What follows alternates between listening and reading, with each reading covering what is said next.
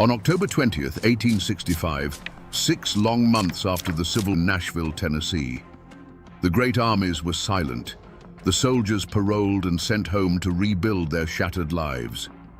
But for this man, there would be no peace. He wasn't being hanged for treason. He was charged with 53 counts of murder. He was a supposed Confederate soldier, yet he was being treated like a common criminal, a monster beyond pardon. What did this man do that was so terrible, even by the brutal standards of war, that forgiveness was impossible? To understand the blood that was spilled, you must first understand the land that soaked it up.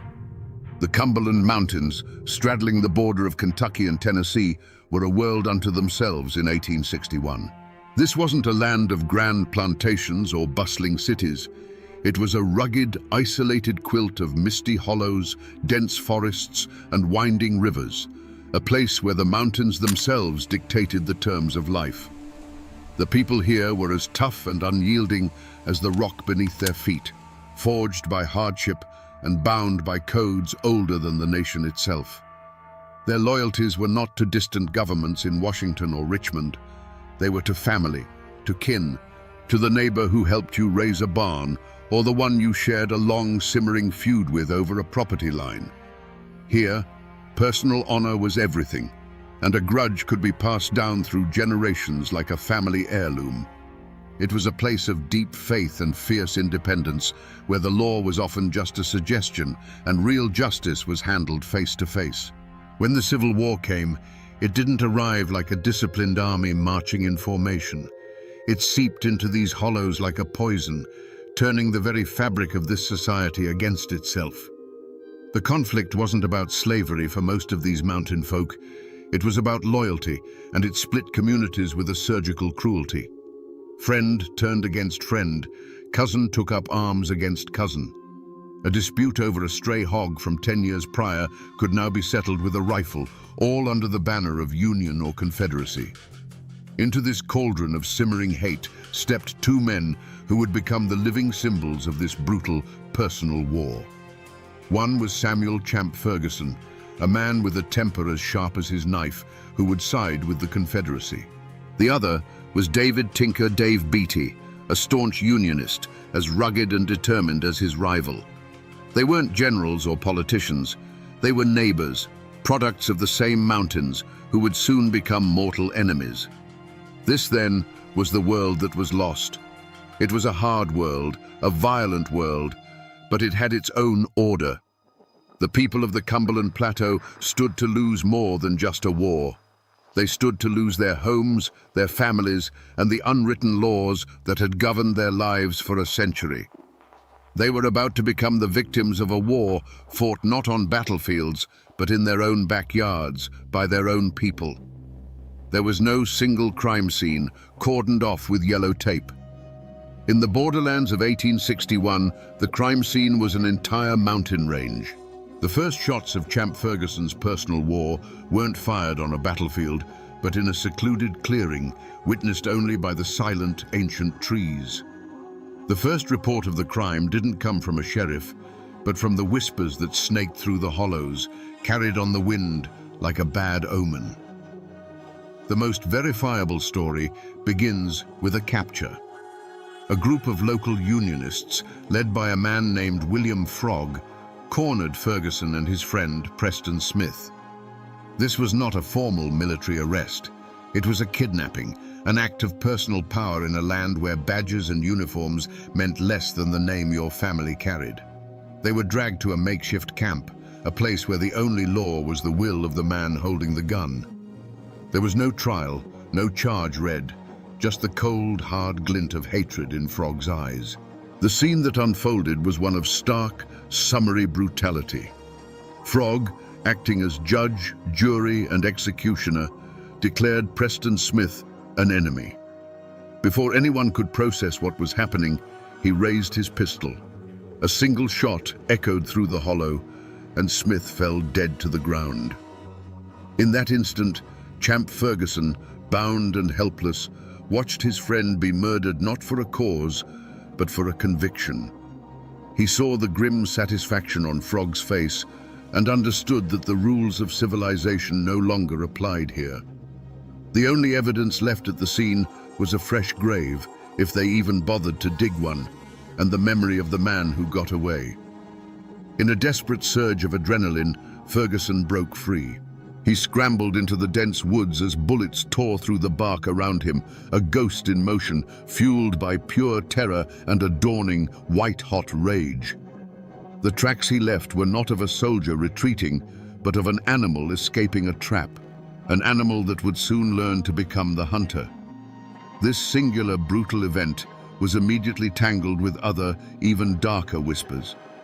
Stories began to circulate about a different kind of crime scene at Ferguson's own cabin. People said that Unionist home guards had come for him while he was away, finding his wife and young daughter sick in their beds. The tale, told in hushed tones, claimed the men forced the ailing women out into the freezing cold, an act of such profound cruelty that they soon died. Was it true? Or was it a legend that grew from the seed of Preston Smith's murder? The wilderness offered no easy answers, only a multitude of unsettling questions that all pointed to one terrifying certainty. A reckoning was coming. When the storm of violence finally broke, it wasn't a random tempest. It was a targeted lightning strike. The first suspects in Ferguson's war, the first men he hunted, were not strangers in blue uniforms from a distant northern state. They were his neighbors. They were the men he held personally responsible for shattering his world. His rage had a face and a name, and at the top of that list were William Frog and Tinker Dave Beatty.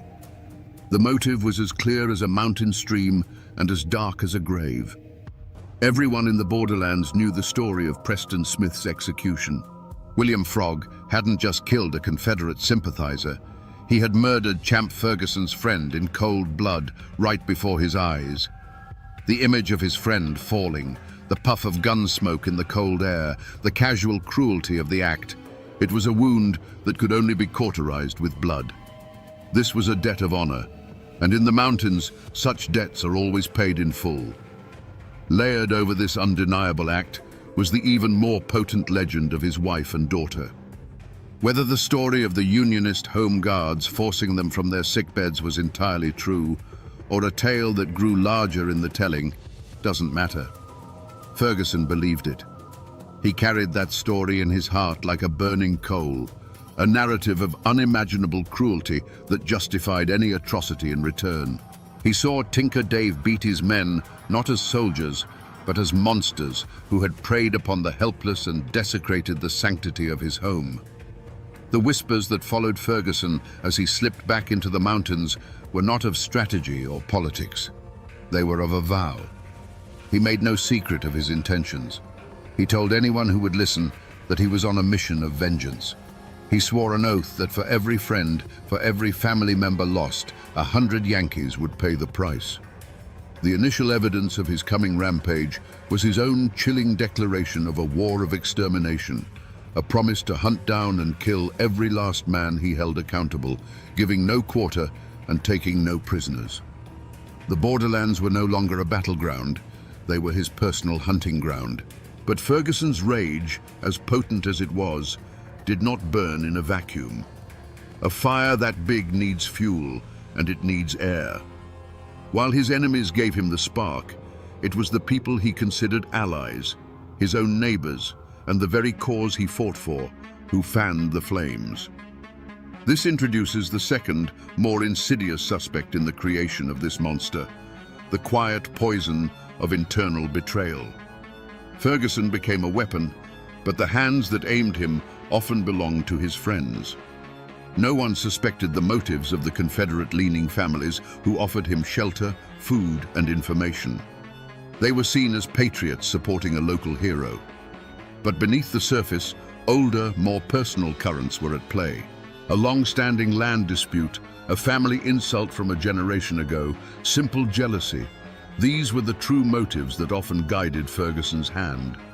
A farmer would ride to his camp, not with news of troop movements, but with a whisper that his Unionist neighbor, the one who owned the fertile bottomland he'd always coveted, was a dangerous bushwhacker. When re-examined, The pattern of his killings suggests a darker truth. Why was Elam Huddleston, a sickly old man, a priority for execution? Because someone in the community declared him a very bad man. Ferguson, consumed by his own mission of vengeance, was the perfect tool. He didn't need much proof. A pointed finger from a supposed ally was enough. He became the physical manifestation of his community's petty hatreds, settling their private scores under the public banner of the Confederacy, perhaps without even realizing he was being used. This betrayal extended all the way to the top. The Confederate government in Richmond was happy to have men like Ferguson terrorizing the Unionist population, disrupting supply lines and tying down troops. They gave him legitimacy, a captain's commission, a flag to fly. But it was a relationship of convenience. They wanted the chaos he created, but they kept him at arm's length, officially disavowing his most brutal tactics. They betrayed the very guerrilla fighters they empowered, using them for the war's dirtiest work and leaving them to face the consequences alone. Ferguson thought he was a soldier, but to many on his own side, he was just a rabid dog, to be unleashed on their enemies and put down when he was no longer useful. But beyond the personal hatreds that festered in the mountain hollows, a larger, more impersonal storm was gathering. This threat came from outside the tight-knit world of the borderlands, an organized force that saw these hills not as a collection of homes and families, but as a strategic chessboard. This was the formal war machine of the United States and the Confederacy, and its arrival would pour gasoline on the fires of local feuds. To the Union High Command in Nashville and Washington, Champ Ferguson was not a grieving husband or a man avenging a friend. He was simply a problem to be solved, an infection of rebellion in a strategically important region. Their motive was cold, calculated, and entirely impersonal. Pacify the area, protect Union supply lines, and eliminate all irregular resistance. They sent patrols of uniformed soldiers, men who didn't know the local families or their histories. To these outsiders, a man plowing his field could be a farmer or a guerrilla fighter in disguise. They often couldn't tell the difference, and their harsh methods bred even more resentment. From the other direction, the Confederate leadership applied its own external pressure. They saw in Champ Ferguson not a man, but a weapon.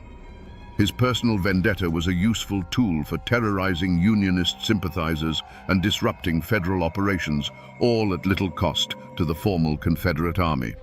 They gave him a captain's commission, a thin veneer of legitimacy for his bloody work. Men like General John C. Breckinridge were happy to use Ferguson's savage band of riders for a specific military objective, like the attack on Saltville, and then look the other way when the butchery began.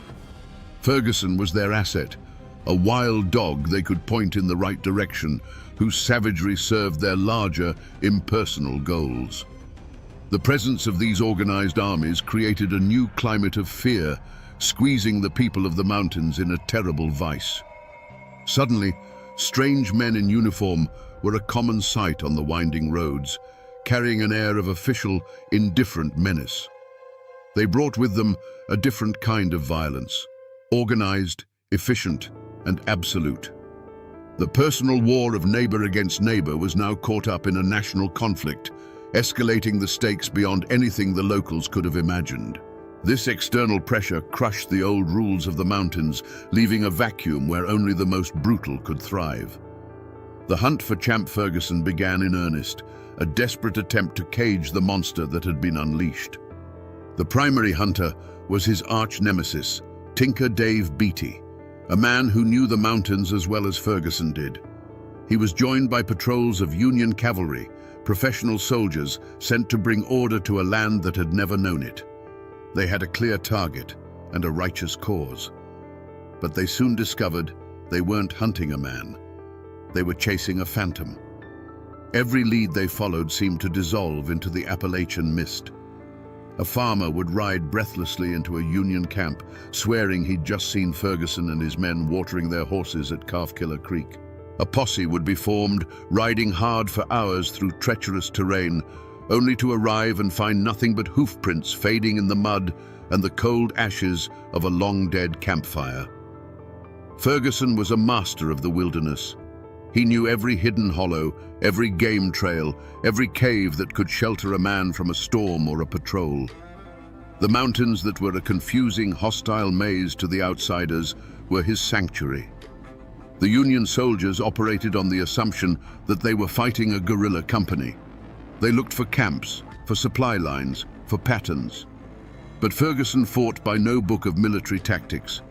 He and his small band of riders would materialize on a remote road, carry out an execution, and then vanish, melting back into the forest as if they were never there. They would ride 30 miles in a night, split up, and rendezvous days later at a prearranged spot known only to them. Tracking them was like trying to track a dozen individual wolves at once. One promising report placed Ferguson at a sympathizer's farm, preparing for an evening meal. A full company of Union soldiers surrounded the property in the dead of night, moving with painstaking silence. They burst into the cabin at dawn, ready for a firefight, only to find the farmer's family calmly eating breakfast. The farmer would claim he hadn't seen Ferguson in months, his face a perfect mask of innocence. The soldiers would leave empty-handed and furious, never knowing that Ferguson had been watching them from a wooded ridge the entire time, warned hours earlier by a signal from a trusted neighbor. With every failed raid, every cold trail, the frustration of the Union forces grew into a palpable rage. And for the Unionist families living in those isolated hollows, that frustration translated into pure terror. They knew the soldiers couldn't protect them. They knew that Ferguson was always watching, and that the price for talking to the Federals was a visit in the night from which there was no return. The more the law failed to catch him, the more powerful his legend became, and the deeper the fear settled into the bones of the community. The Union Army quickly learned that the dense forests and rocky bluffs were not the most formidable obstacles in their hunt for Champ Ferguson.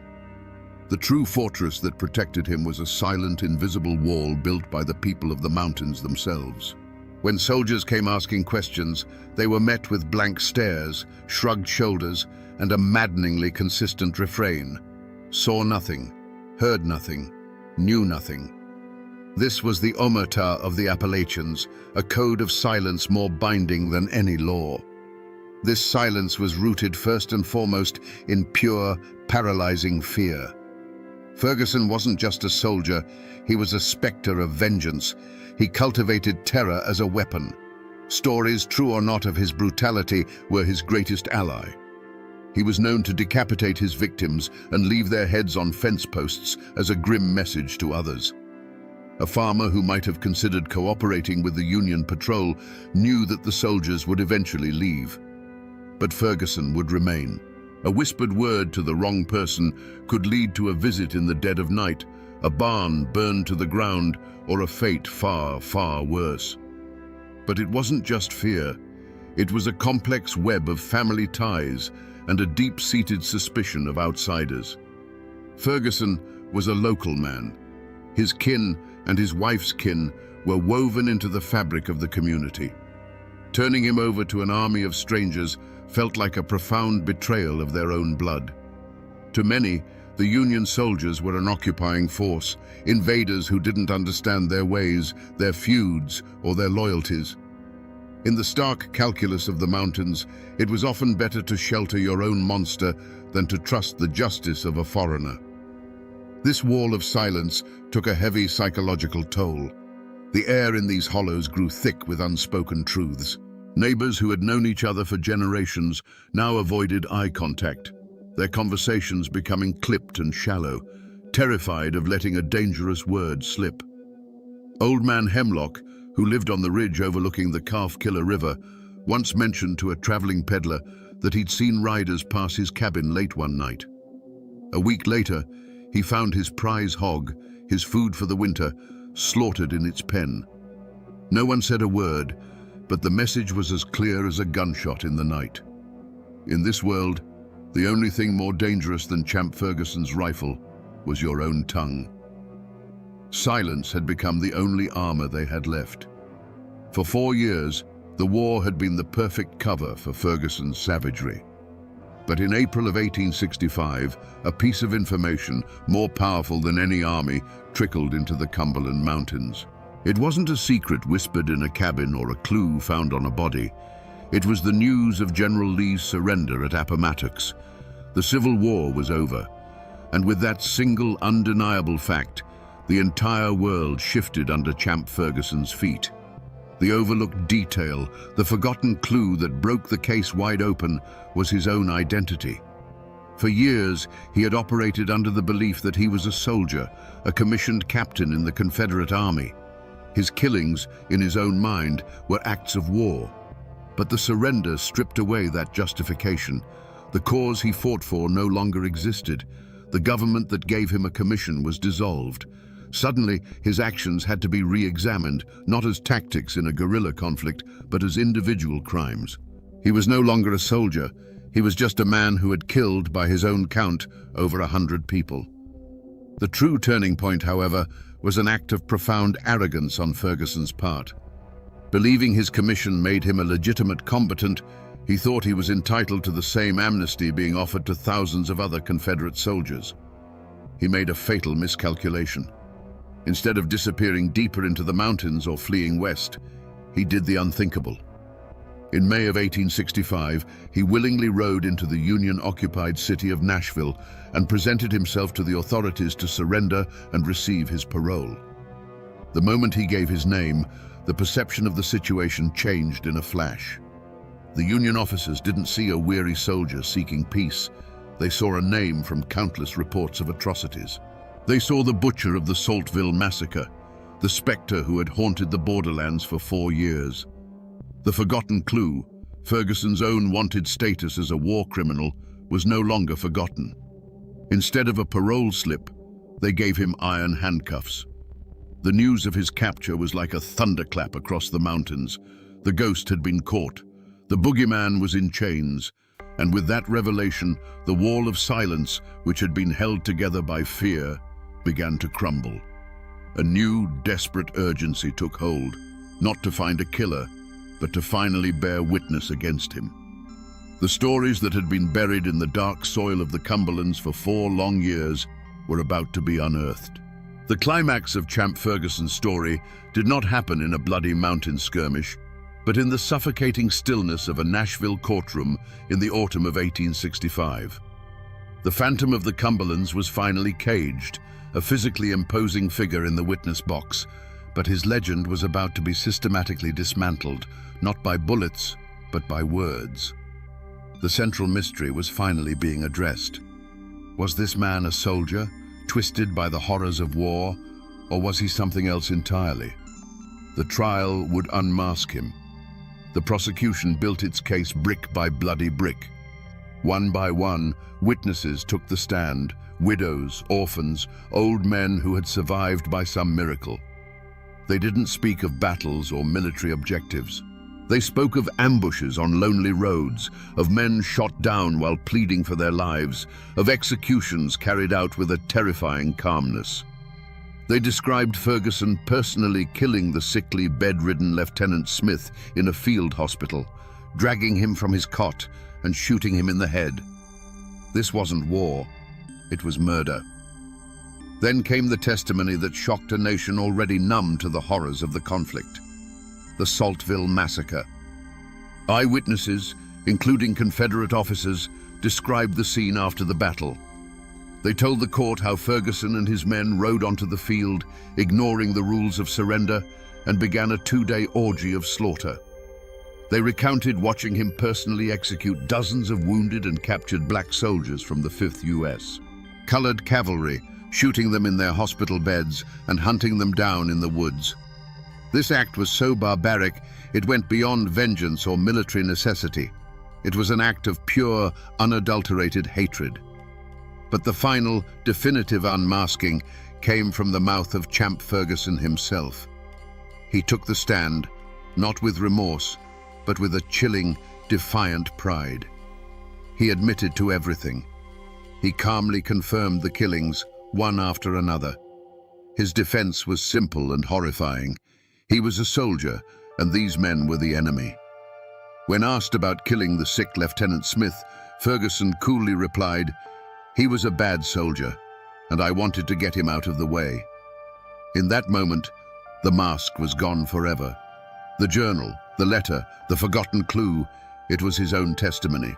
His motive was laid bare, and it was far darker than simple revenge. Vengeance may have been the spark, but the fire was fueled by something else, a cold, methodical enjoyment of power and death. He had appointed himself the ultimate arbiter of life and death in the mountains. The war had not created a monster. It had simply given a monster the perfect opportunity to flourish. The man in the witness box was not a soldier. He was a killer who had found his calling. Now that we know the verdict of the court, we can finally reconstruct the truth of those 4 terrifying years. We can push aside the rumors and legends and piece together the events, not as a soldier would tell them, but as the mountains themselves must remember them. For 4 years, the sound of a lone rider in the distance was enough to make a mother pull her children inside and bolt the door. A dog's frantic barking that was suddenly cut short was a sound that chilled the blood. Imagine a small, makeshift hospital, a place of supposed sanctuary where wounded Union men lay shivering with fever and pain. Their war was over. The doors burst open, not with medics, but with Ferguson and his men. The doctor's pleas for mercy were met with cold silence. Then came the sounds, a series of muffled, ugly pops, one after another, each one followed by a final groan that was quickly silenced. A young lieutenant, sick with measles and no threat to anyone, was pulled from his cot. His bare feet scraped against the rough floorboards. Another sharp report echoed in the small room, followed by the heavy, final sound of a body hitting the floor. When the raiders left, an unnatural stillness filled the space, a silence more terrifying than any scream. Picture the scene at Saltville, Virginia. The formal battle was over. The Union forces, including the 5th U.S. Colored Cavalry, had retreated. But for the wounded and the captured left behind, the horror was just beginning. For 2 days, Ferguson rode across the field, a dark silhouette against a grey sky. From the surrounding hills, witnesses could hear the sporadic popping sound of his revolver over and over again. They saw wounded men, black soldiers who had fought bravely and surrendered, trying to crawl to the safety of the woods. The horsemen would follow. There would be another pop, and the crawling would cease.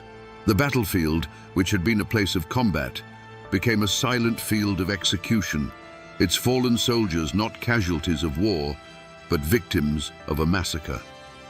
And then there were the personal encounters, the moments of intimate, face-to-face terror. An old man, Elam Huddleston, sickly and frail, stood before Ferguson, pleading that he was too weak to have ever been a threat. Ferguson's voice was flat, a pronouncement of fate. "You are said to be a very bad man."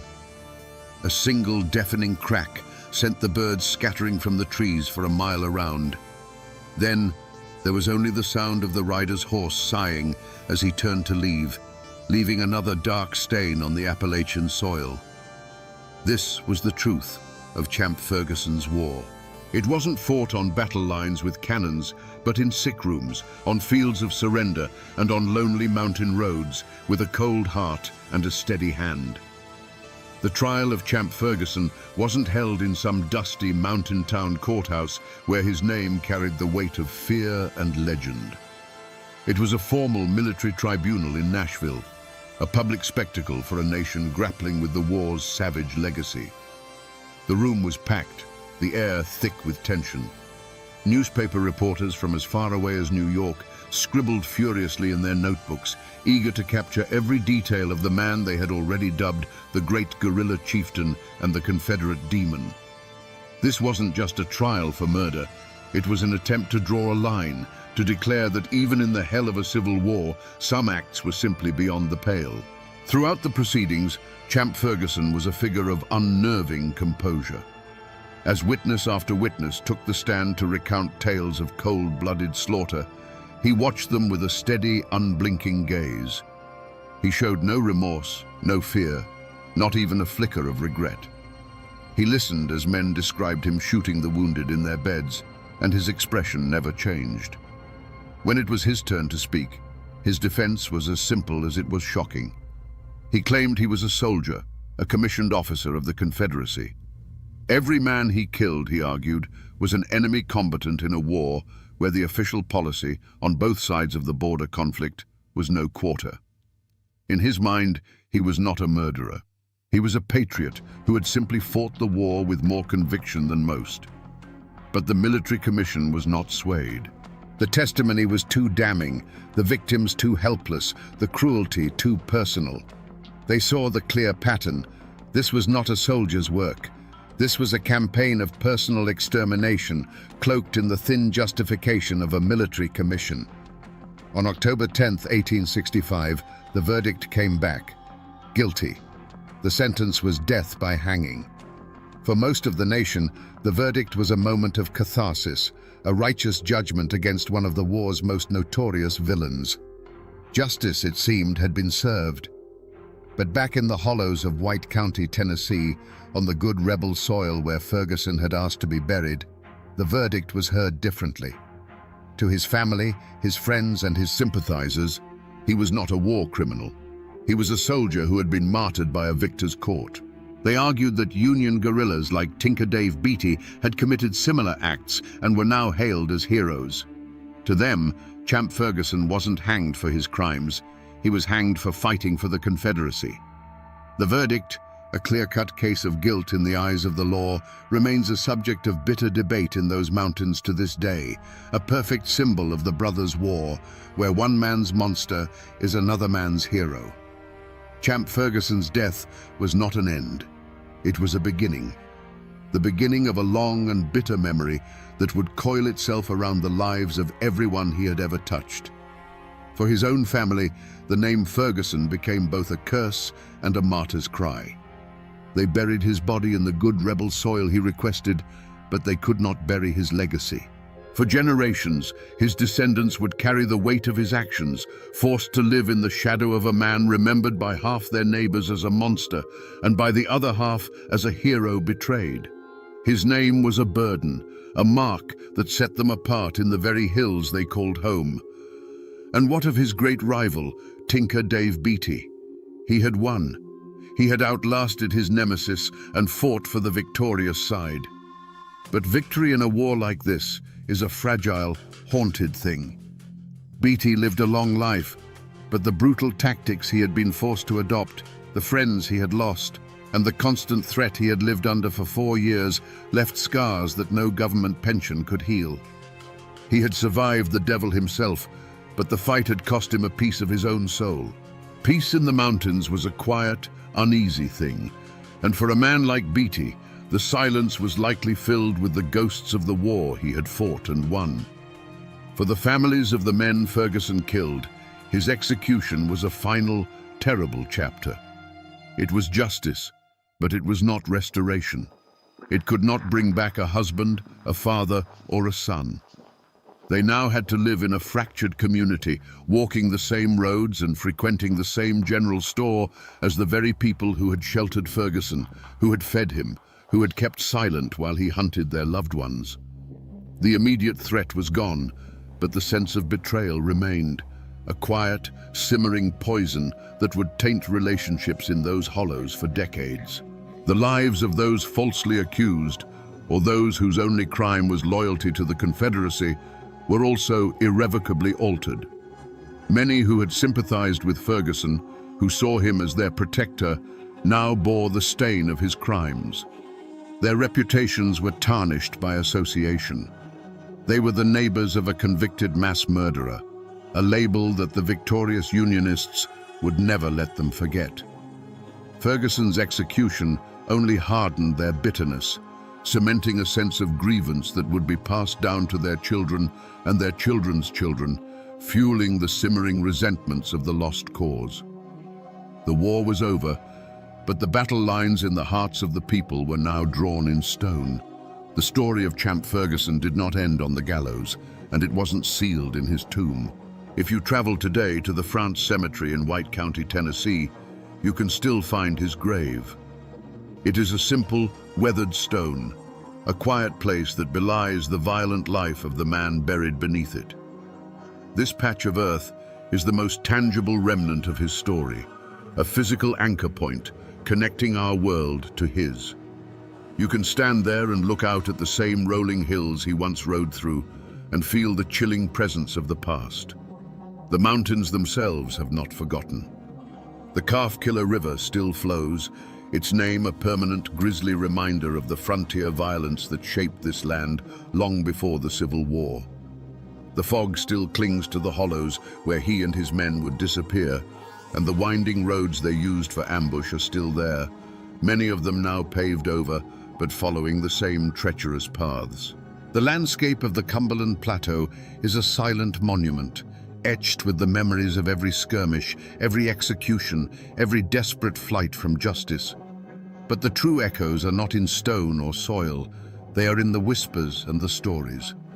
To this day, the tale of Champ Ferguson is told in the borderlands, a local legend as potent as any ghost story. It's a story told around hunting campfires, a cautionary tale passed from grandfathers to their grandsons. They still talk about the myth of his missing head, the ghoulish rumor that his skull was taken for scientific study, a final indignity for the man who had terrorized their ancestors.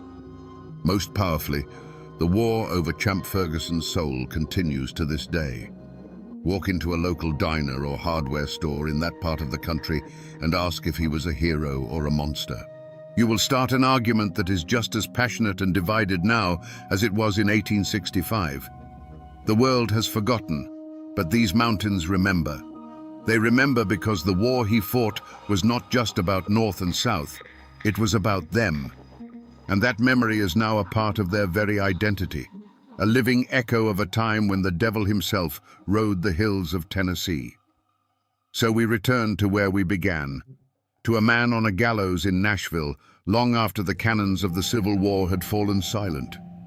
We asked what this man could have done that was so terrible, even by the standards of that brutal conflict, that he alone could not be forgiven.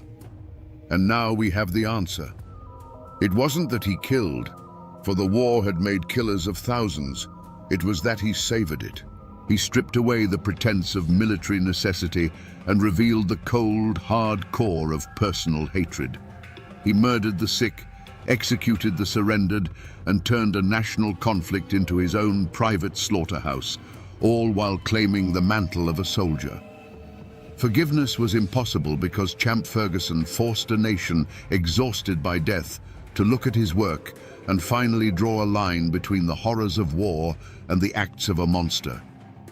This is a story, then, not just of a single violent man, but of a timeless and terrifying truth. It is a warning of what happens when the poison of personal vengeance is given the legitimacy of a flag and a uniform. It shows how the grand, abstract ideals of a nation at war can be twisted to justify the most intimate and brutal acts of neighbor against neighbor. And it is a profound lesson in the power of silence, how a community bound by fear and a complex code of loyalty can become the soil in which such evil is allowed to take root and grow, unchecked, until it consumes everything. The war is over. The men who fought it are long gone. But the ghost of Champ Ferguson and the questions his life demands of us still haunt those misty Appalachian hollows. He reminds us that the most dangerous battleground is not in a field or a fortress, but in the human heart, where the lines between soldier and murderer, justice and revenge, can blur and then vanish with terrifying ease. And now, my friends, you know the rest of the story, or at least as much of it as the court records and old tales are willing to give up. The rest belongs to the mountains.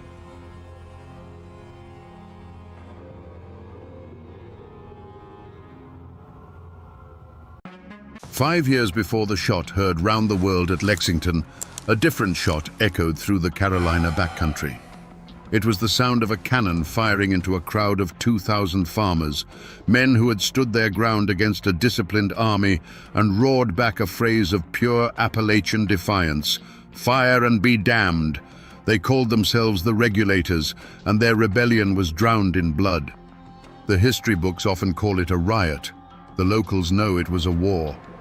What could drive God-fearing men to wage war on their own government, years before America was even a dream? Today, we will dig into the blood-soaked soil of Alamance and unearth the forgotten story of America's first armed uprising. To understand the fire, you must first understand the forest. Picture the Carolina backcountry in the 1760s. This wasn't the manicured world of coastal plantations with their grand houses and ships sailing for London. This was the edge of the map. It was a land of tangled forests, where ancient oaks stood shoulder to shoulder, and the ground was a web of creeks and rivers with names like the Haw and the Eno. The air here was different, thick with the smell of pine and damp earth, and the only authority was the changing of the seasons and the word of God. The people who carved a life from this wilderness were as rugged as the terrain itself.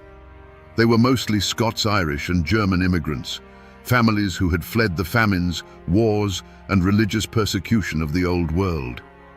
They came here not for riches, but for something far more precious, a piece of land to call their own and the right to be left alone. They were dissenters, Presbyterians and Lutherans, who held a deep and abiding suspicion of any government that smelled of the high and mighty Anglican Church they'd left behind. Their lives were a testament to pure grit. A man would build his cabin with his own 2 hands, felling the trees and notching the logs himself. He'd clear his fields one back-breaking stump at a time, his wife working right alongside him. They hunted for their meat, grew their own corn, and spun their own wool. Survival was a daily struggle against rocky soil, harsh winters, and the ever-present threat of raids. This constant hardship forged them into something tough, fiercely independent, and loyal only to their family, their clan, and their creator. In this world, money was a ghost. A farmer might go an entire year without seeing a single silver coin. The economy ran on barter and good faith. A bushel of corn might be traded for a new axe head. A day's labor might be paid with a salted ham. A man's worth wasn't measured by the gold in his pocket, but by the strength of his handshake, the straightness of his rifle shot, and the honor of his family name. But this isolated world of sweat and scripture was not its own kingdom.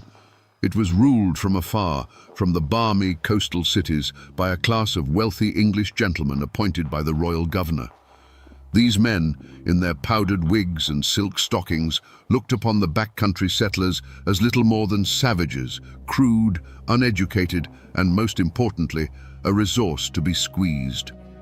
A shadow was creeping west from the coast, a shadow of tax collectors and corrupt officials who spoke the language of coin and contracts. Little did the farmers know, this modern world was about to come knocking at their cabin doors, not with a friendly hand, but with a battering ram. This explosion of rage didn't come from nowhere. Its seeds were sown in the rocky soil of Scotland and the war-torn fields of Germany generations before. These families didn't come to the backcountry with land grants from a grateful king. They came as refugees. They bought their homesteads not with royal paper, but with the sharp steel of the axe and the cold lead of the long rifle. They carved their existence directly from a hostile wilderness, fighting the land, the weather, and the native tribes for every single acre. In their minds, this land wasn't given to them by a government. It was earned through a covenant of sweat, blood, and prayer. The old scars of history ran deep, carried across the Atlantic in their very bones. The Scots-Irish in particular had a long and bitter memory of English authority. For a century, they had been used as a buffer by the British Crown in the violent plantations of Ulster, only to be squeezed by the same government with crippling rents and religious persecution. When the king's new taxman, with his arrogant sneer and his stack of legal papers, showed up at their cabin door in Carolina, they didn't just see a colonial official. They saw the same old ghost of the English landlord they thought they had finally escaped. This created a division in the colony far deeper than any river or mountain range. It was a chasm of culture. On one side were the coastal elites, who saw themselves as Englishmen, loyal to the crown, the Anglican Church, and the intricate dance of colonial politics. On the other were the backcountry settlers who felt no loyalty to a distant king or a governor who had never walked a furrow in his life. Their allegiance was to their own kind, to the Presbyterian meeting house, and to a simple, unwritten code of honor that valued a man's word over a lawyer's contract. In these mountains, a family name wasn't just a label, it was a legacy. A name like Fanning or Tryon carried the weight of unearned privilege and a history of looking down on the common man. But a backcountry name, a hunter, a husband, a Pugh, carried the heavy burden of generations of struggle. It was a quiet promise to work hard, to stand by your neighbors, and to never, ever let an outsider push you off your land. To be a backcountry farmer meant you bent the knee to God alone. To be one of the governor's men meant you expected the world to bend the knee to you. A collision was not just likely, it was inevitable. The conflict didn't begin with a gunshot. It began with a whisper. A whisper at the grist mill, a bitter complaint muttered over a fence post, an angry prayer offered in the quiet of a cabin. The ground for this rebellion was salted with years of personal insults and public humiliations, all stemming from a group of men the farmers called the Courthouse Ring. This wasn't some shadowy conspiracy, it was a cancer of corruption that operated in plain sight. At its heart was Edmund Fanning, a man who became the living symbol of everything the backcountry had come to despise. He was a Yale-educated lawyer who wore fine clothes, lived in a mansion built with stolen money, and looked at the calloused hands of a farmer with open contempt. The old wounds were everywhere, festering in nearly every family. You see, the system was designed to break a man. A farmer might ride for 2 days to register the deed to his land, only to have a clerk, Fanning's cousin perhaps, charge him a filing fee that existed in no law book. Then the sheriff, another crony, would demand the annual poll tax be paid in hard coin, knowing full well the farmer dealt in tobacco and deer hides. When the farmer couldn't produce the silver, that same sheriff would seize his plow horse or his only milk cow, selling it at a rigged auction to another member of the ring for a fraction of its worth. This venom dripped into the community through the wellspring of gossip. After the Sunday sermon, men would gather under the shade of an oak, their voices low and hard. They'd share stories of the latest outrage. One man lost 10 acres over a debt of 5 shillings that had been bloated by illegal court costs. Another had been thrown in jail for daring to question the sheriff's math. These stories spread from homestead to homestead like a fever, each telling making the injustice feel more personal, more suffocating. The courthouse ring wasn't just stealing their property, it was stealing their dignity. Slowly, the atmosphere began to change. The respectful nod once offered to the county clerk was replaced by a cold, hateful stare. A trip into the county seat of Hillsborough felt less like going to town and more like walking into a nest of snakes. Every official document, every tax notice, every court summons was now seen not as the law of the land, but as another turn of the screw. The laughter in the local tavern grew harder, edged with a bitterness that wasn't just from the corn whiskey. A land dispute between neighbors was no longer just about a misplaced fence. It was interpreted as one side currying favor with the corrupt judges. A simple fistfight at a market fair became an act of class warfare. Every small misunderstanding, every past slight, was now magnified through the dark lens of this great grudge. The air itself grew thick with suspicion and resentment, turning old friends into potential enemies and transforming the quiet valleys of Carolina into a powder keg, just waiting for a single, careless spark. Before the storm breaks, the air always goes dead still. In the hills of Carolina, that stillness was filled with a rising dread. The old women, who carried the superstitions of Scotland and Germany in their bones, began to whisper. They spoke of the panther's scream sounding less like a cat and more like a woman mourning a child not yet lost.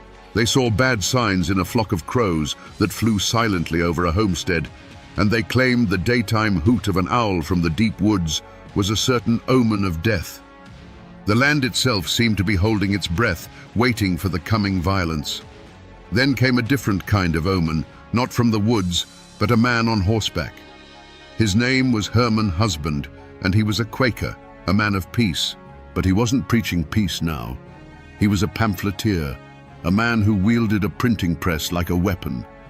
His fiery, biblically charged words began to circulate through the backcountry, passed from one calloused hand to the next, read by flickering candlelight in hushed cabins. He gave their anger a voice, framing their struggle not as a squabble over taxes, but as a holy war against the forces of greed and tyranny. His pamphlets were prophecies, laying out two clear paths. One led to liberty, the other to a life of perpetual slavery to the corrupt coastal elites. This sense of impending doom settled on the men like a shroud. You can just imagine a farmer sitting on his porch at dusk, cleaning his long rifle, the familiar weight of it in his hands. The evening is quiet. The crickets are chirping their usual song, but he feels a coldness creep into his gut that has nothing to do with the evening air. He looks at his wife and children through the cabin window, bathed in the warm glow of the hearth, and then he looks out at the dark, looming tree line. For the first time, he doesn't see a source of firewood and game. He sees a place to hide, a place to fight, a place to die. It was a premonition, a gut-wrenching certainty that the time for petitions and prayers was over, and the time for powder and shot was drawing terrifyingly near. For years, the farmers had tried to fight the system with its own weapons. They wrote petitions, polite and humble, begging the colonial assembly for relief. Each one was ignored, dismissed with the contempt a lord might show a serf. They tried to sue the corrupt officials, only to find the courts were run by the very same snakes who were robbing them blind. Every legal door was slammed in their faces. The pressure had been building for years, and in September of 1770, in the town of Hillsborough, the dam finally broke. This was no spontaneous riot. It was a calculated act of defiance. 150 regulators, their faces grim and set, marched into town on court day. They weren't a disorganized rabble. They were a determined force, armed with heavy sticks, farm tools, and a righteous fury that had been simmering for a decade. Their target was the courthouse, the very symbol of their oppression. They stormed the building, a wave of muddy boots and homespun cloth overwhelming the shocked officials. Their first act was to find Edmund Fanning. They dragged the despised official from the judge's bench, his fine clothes tearing in their grip. They threw him into the dusty street and beat him, not to kill, but to humiliate. Each blow was a release of years of pent-up rage for every illegal fee, every stolen horse, every contemptuous sneer. When they were done with Fanning, they turned on his house, a mansion so luxurious the farmers called it a palace built on their tears. They didn't just vandalize it, they dismantled it, brick by brick, until nothing was left but a pile of expensive rubble. Back in the courthouse, they held a mockery of justice. They dragged the judge from his seat and put one of their own in his place, going through the court docket and striking down the cases against their fellow farmers. This was more than a protest. It was a revolution in miniature. They weren't just attacking a man, they were attacking the entire legal and political authority of the royal governor. When news of the Hillsborough riot reached the coast, it was seen as a declaration of war. Governor William Tryon, an arrogant and ambitious military man, could not let this stand. This was a direct challenge to his power and, by extension, the power of the king. The line had been crossed.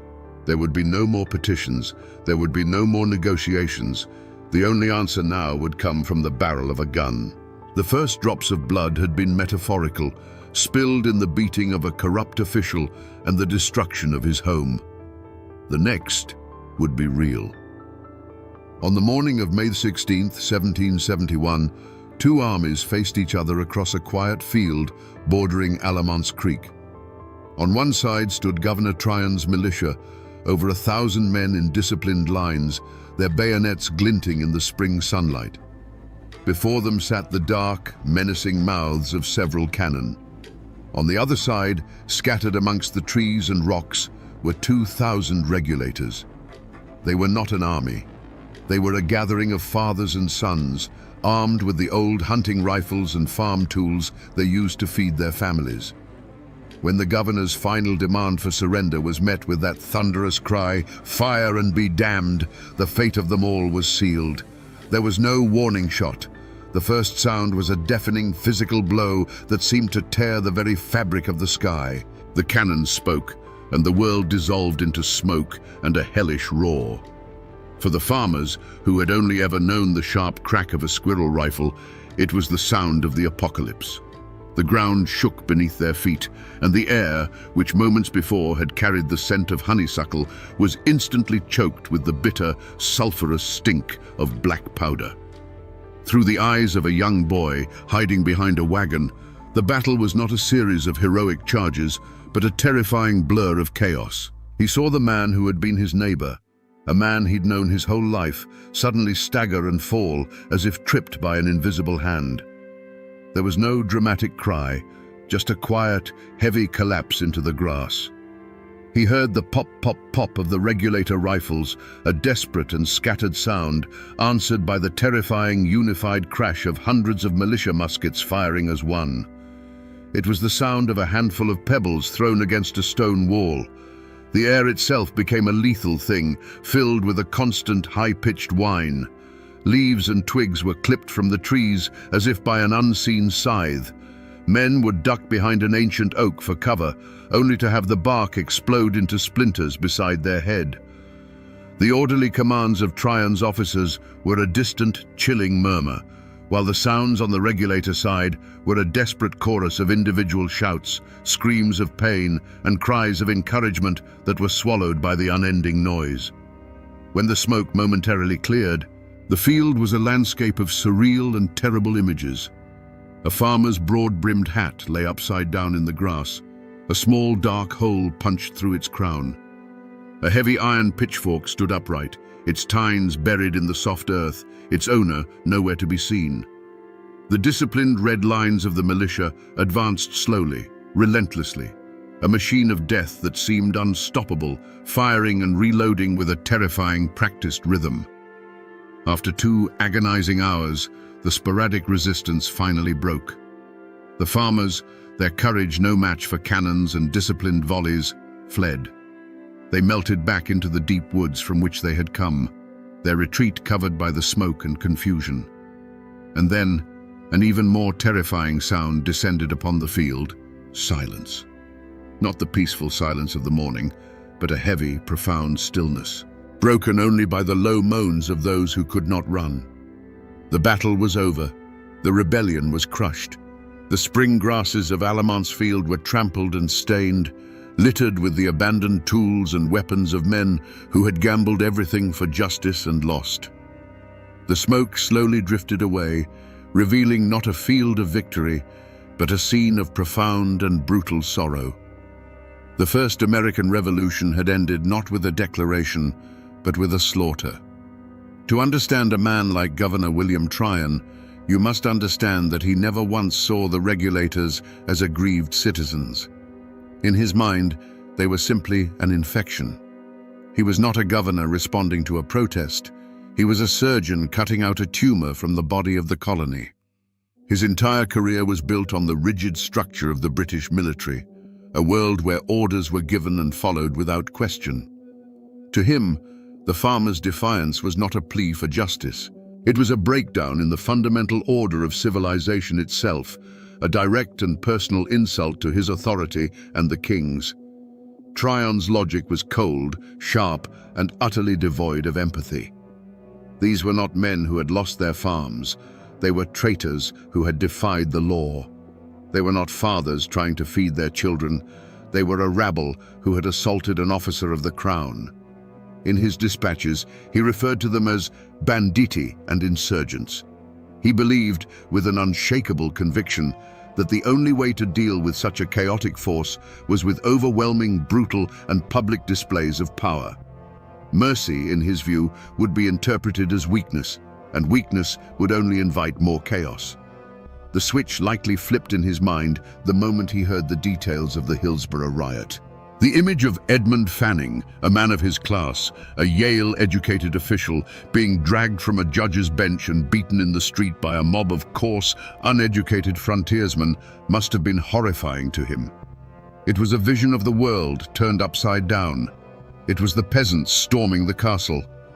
From that moment on, his response was not a political calculation, but a visceral, almost aristocratic rage. He wasn't just marching to restore order, he was marching to put these people back in their proper place. After the cannons fell silent at Alamance and the farmers had fled, Tryon likely felt not a shred of remorse, but a grim sense of satisfaction. The feeling would have been one of triumph, of order restored. As he rode across the silent, blood-soaked field, he wouldn't have seen the bodies of his fellow countrymen. He would have seen the evidence of a necessary and successful operation. The hanging of James Few on the battlefield without a trial was not an act of cruelty in his mind, but a necessary piece of political theatre. It was a clear, unambiguous message sent to every cabin in the backcountry. This is the price of defiance. This is the fate of those who challenge my authority. It was the cold, calculated logic of an empire that saw dissent not as a voice to be heard, but as a disease to be eradicated. When the last of the fleeing farmers had vanished into the woods, a new kind of silence fell on the Alamance battlefield. It was not a peaceful silence. It was a heavy, suffocating stillness, thick with the smell of spent gunpowder and blood. Governor Tryon's victorious militia moved across the field, their discipline holding firm even in the face of the carnage they had wrought. They collected the wounded, counted the dead, and secured a handful of prisoners who had been too slow or too injured to escape. For them, it was a clean, decisive victory. For the backcountry, it was the beginning of a nightmare. For the surviving regulators, the fight was over, but the struggle for survival had just begun. They were no longer farmers or protesters, they were fugitives. They scattered into the familiar dense wilderness of the Carolina Piedmont, the woods that had been their larder and their sanctuary now becoming their last hope of survival.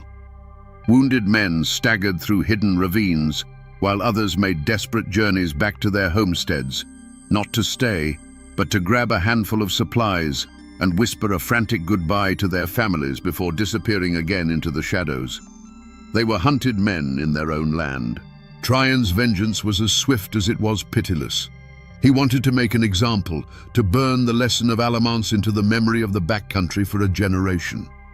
Among the prisoners was a man named James Few, a simple carpenter who had been driven to rebellion. Without the pretense of a trial, without a prayer or a final word, Tryon ordered him hanged right there on the battlefield. His body was left dangling from an oak tree, a grotesque scarecrow meant to terrorize anyone who might still harbor defiant thoughts. He was a sacrifice, a bloody warning nailed to the barn door of the entire region. The battle was over, but the war on the regulator's spirit continued. Tryon turned his militia into an occupying army and unleashed them on the surrounding counties. They marched from farm to farm, a wave of red coats and cold steel, living off the land and terrorizing the populace. They were hunting for the regulator leaders, men like Herman Husband and James Hunter, and a handsome reward was offered for their capture, dead or alive. The soldiers interrogated wives and terrorized children, turning the once peaceful homesteads into places of fear and suspicion. This was not just a manhunt, it was a campaign of subjugation. Tryon issued a proclamation. Every man in the backcountry was to come forward and sign a binding oath of allegiance to the king and his government. To refuse was to be branded an outlaw. Over the next month, more than 6,000 farmers, their spirit broken and their leaders in hiding, were forced to make the humiliating journey to a militia camp to sign the document, effectively swearing loyalty to the very men who had crushed them.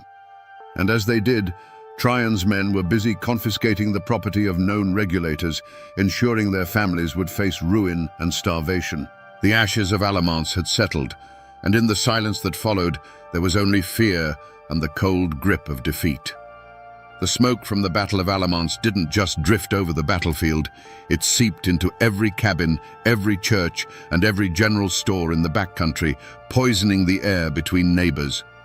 The community, once united by common hardship, was now fractured, split by fear and the bitter question of who was right and who was wrong. A line had been drawn in the dirt, not by a surveyor, but by bloodshed, and every family was forced to choose which side they were on. The Presbyterian meeting houses, once the heart of the community, became cauldrons of quiet tension. Some preachers had thundered from the pulpit in support of the regulators, calling their cause a righteous one. Others, fearing the governor's wrath, now urged their congregations to submit to authority and pray for peace.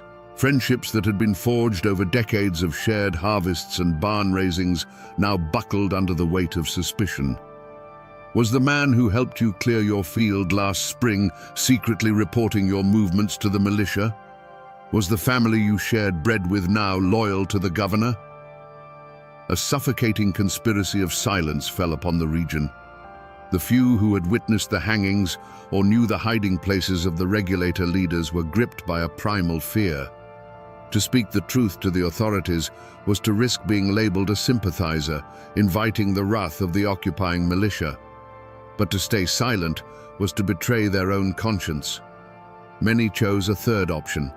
They saw nothing, they heard nothing, they knew nothing. Their faces became blank masks, their conversations carefully pruned of any mention of the recent unpleasantness. It was a collective act of amnesia born of pure terror. Yet, even in this climate of fear, small acts of both courage and cowardice became the true measure of a person's soul.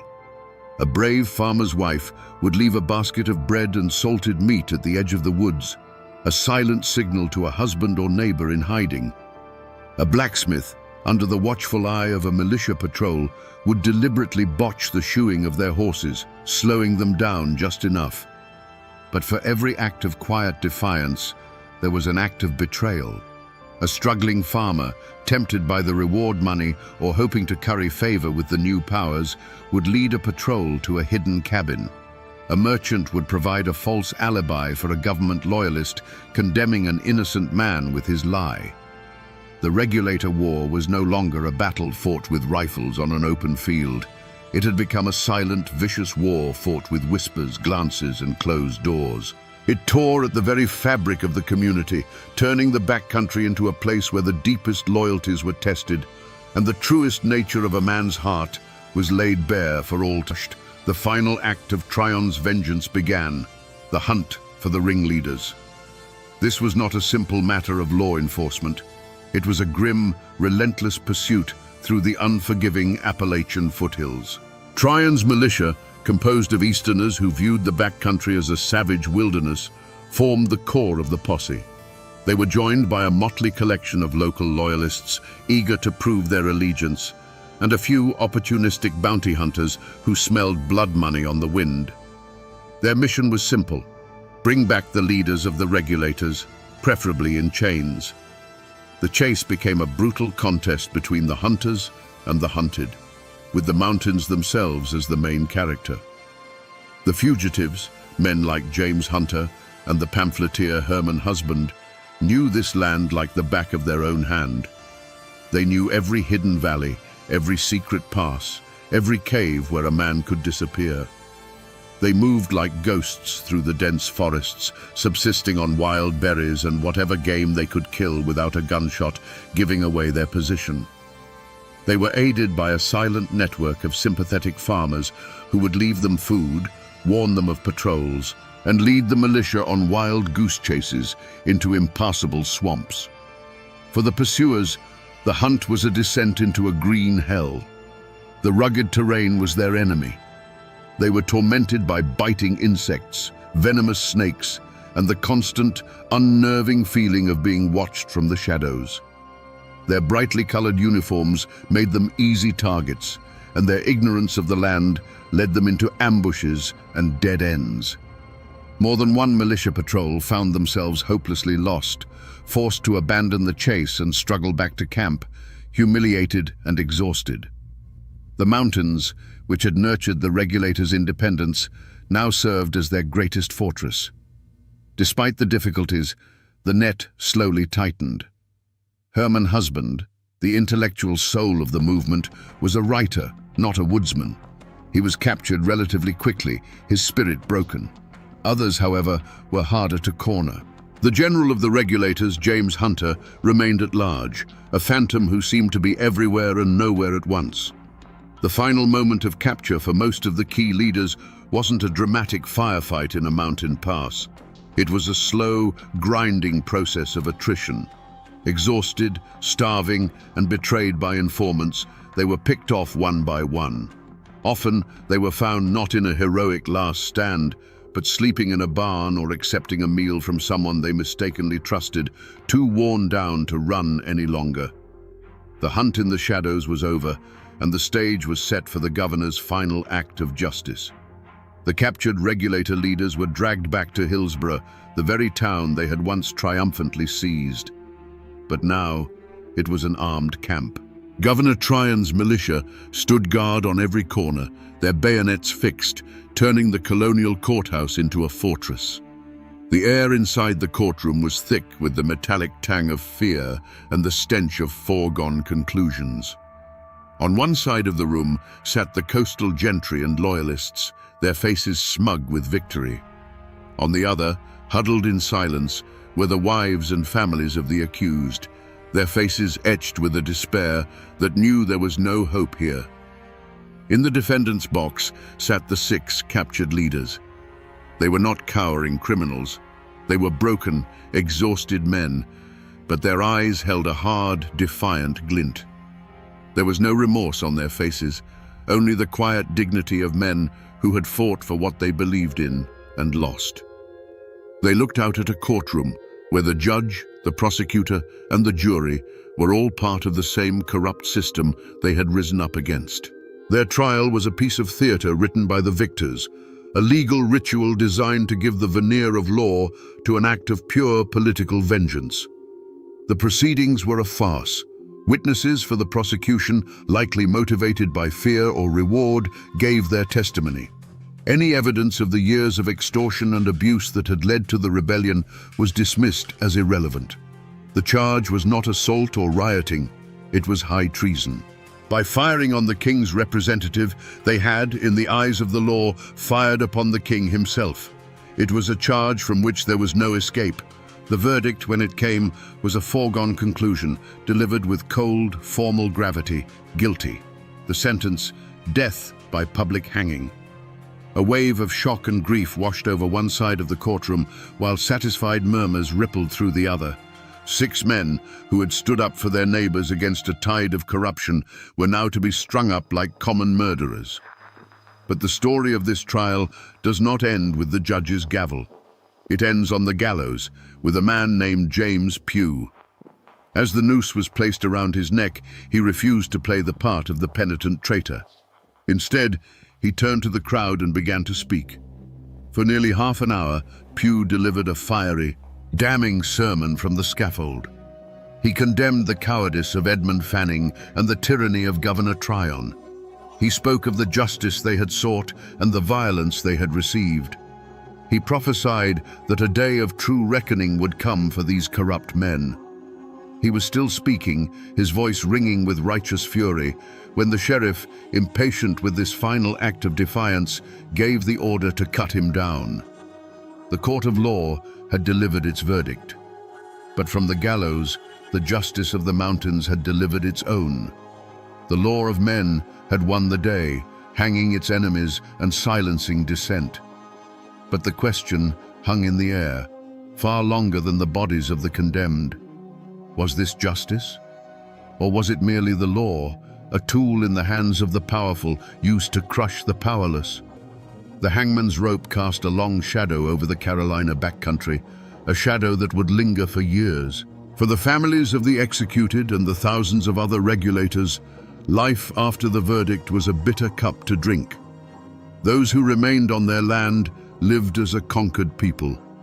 They plowed their fields and harvested their corn under the watchful eye of a government they now knew was their enemy. Every tax notice was a fresh wound.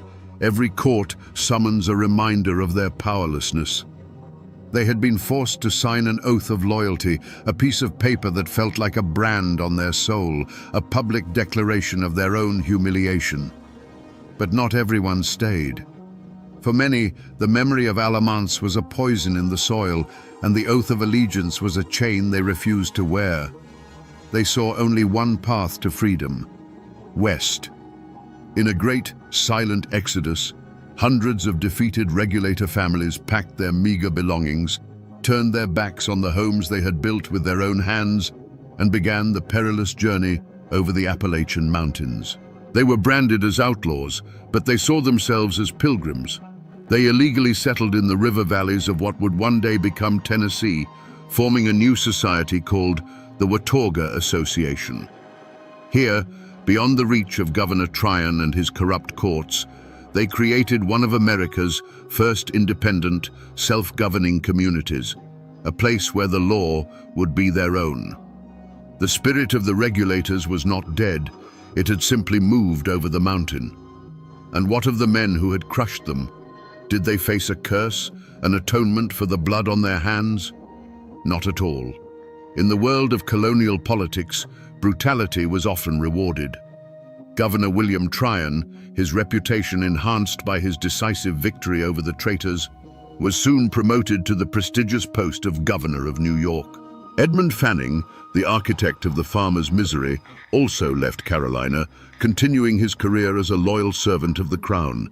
They faced no justice, no ostracism, no reckoning.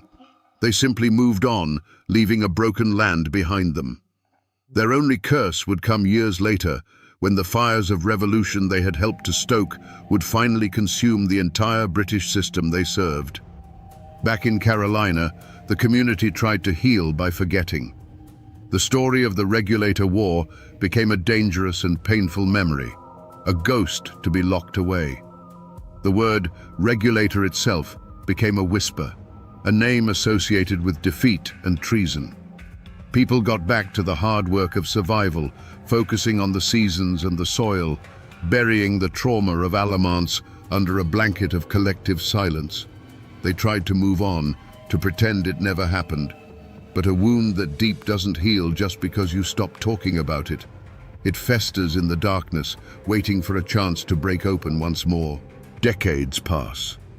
The powdered wigs and red coats are gone, but the echoes of Alamance never truly faded. They can be found in the bloodlines of the families who fought there.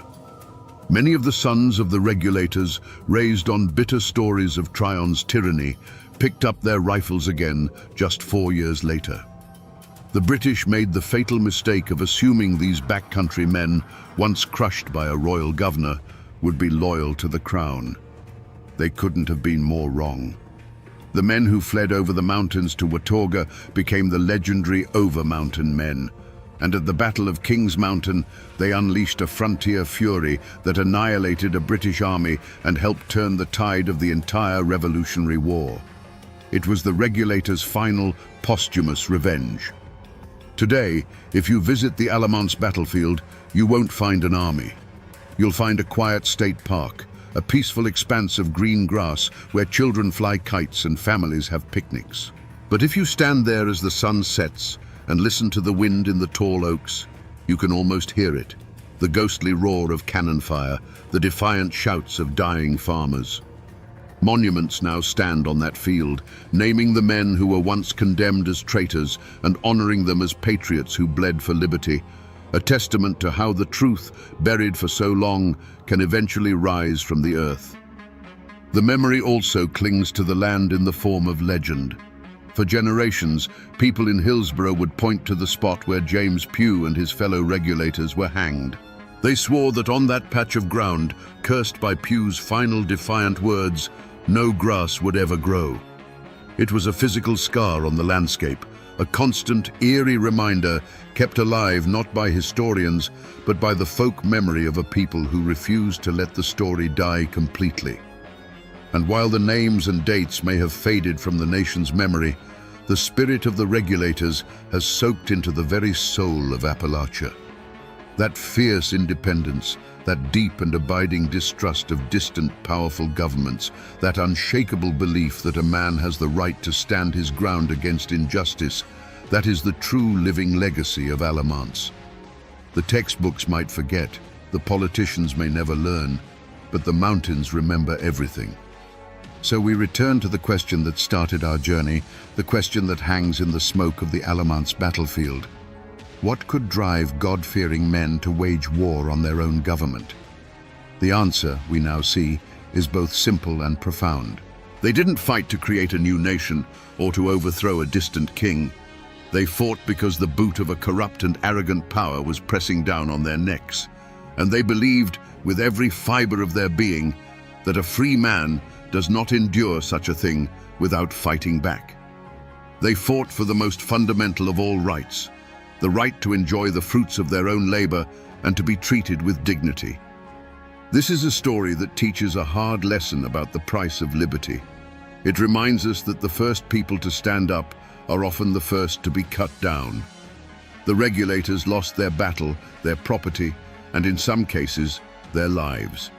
They were branded as traitors, and their story was buried. But their spirit did not die on that field. The blood they shed at Alamance was not wasted. It seeped into the ground and watered the roots of a tree of liberty that would burst into full revolutionary bloom just a few short years later. Their defiance became a legacy, a fierce whisper of warning passed down through generations of mountain folk that the law and justice are not always the same thing. Their struggle is a testament to the indomitable Appalachian spirit, a spirit that bends for no man and bows only to God. It's a timeless reminder that when every legal door is slammed shut, when every petition is met with contempt, ordinary people will eventually seek their justice not in a courthouse, but in the open field with whatever tools they have at hand. Their voices were silenced by the rope and the cannon, but if you listen closely, you can still hear their echo in the Carolina hills. And now, my friends, you know the rest of the story. In the misty mountains of Appalachia, they say a word can be sharper than any blade, and a woman's pride can be a poison more potent than any rattlesnake's venom.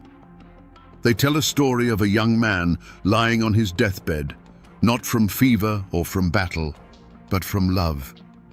And they whisper the name of the woman who put him there with a single cruel sentence.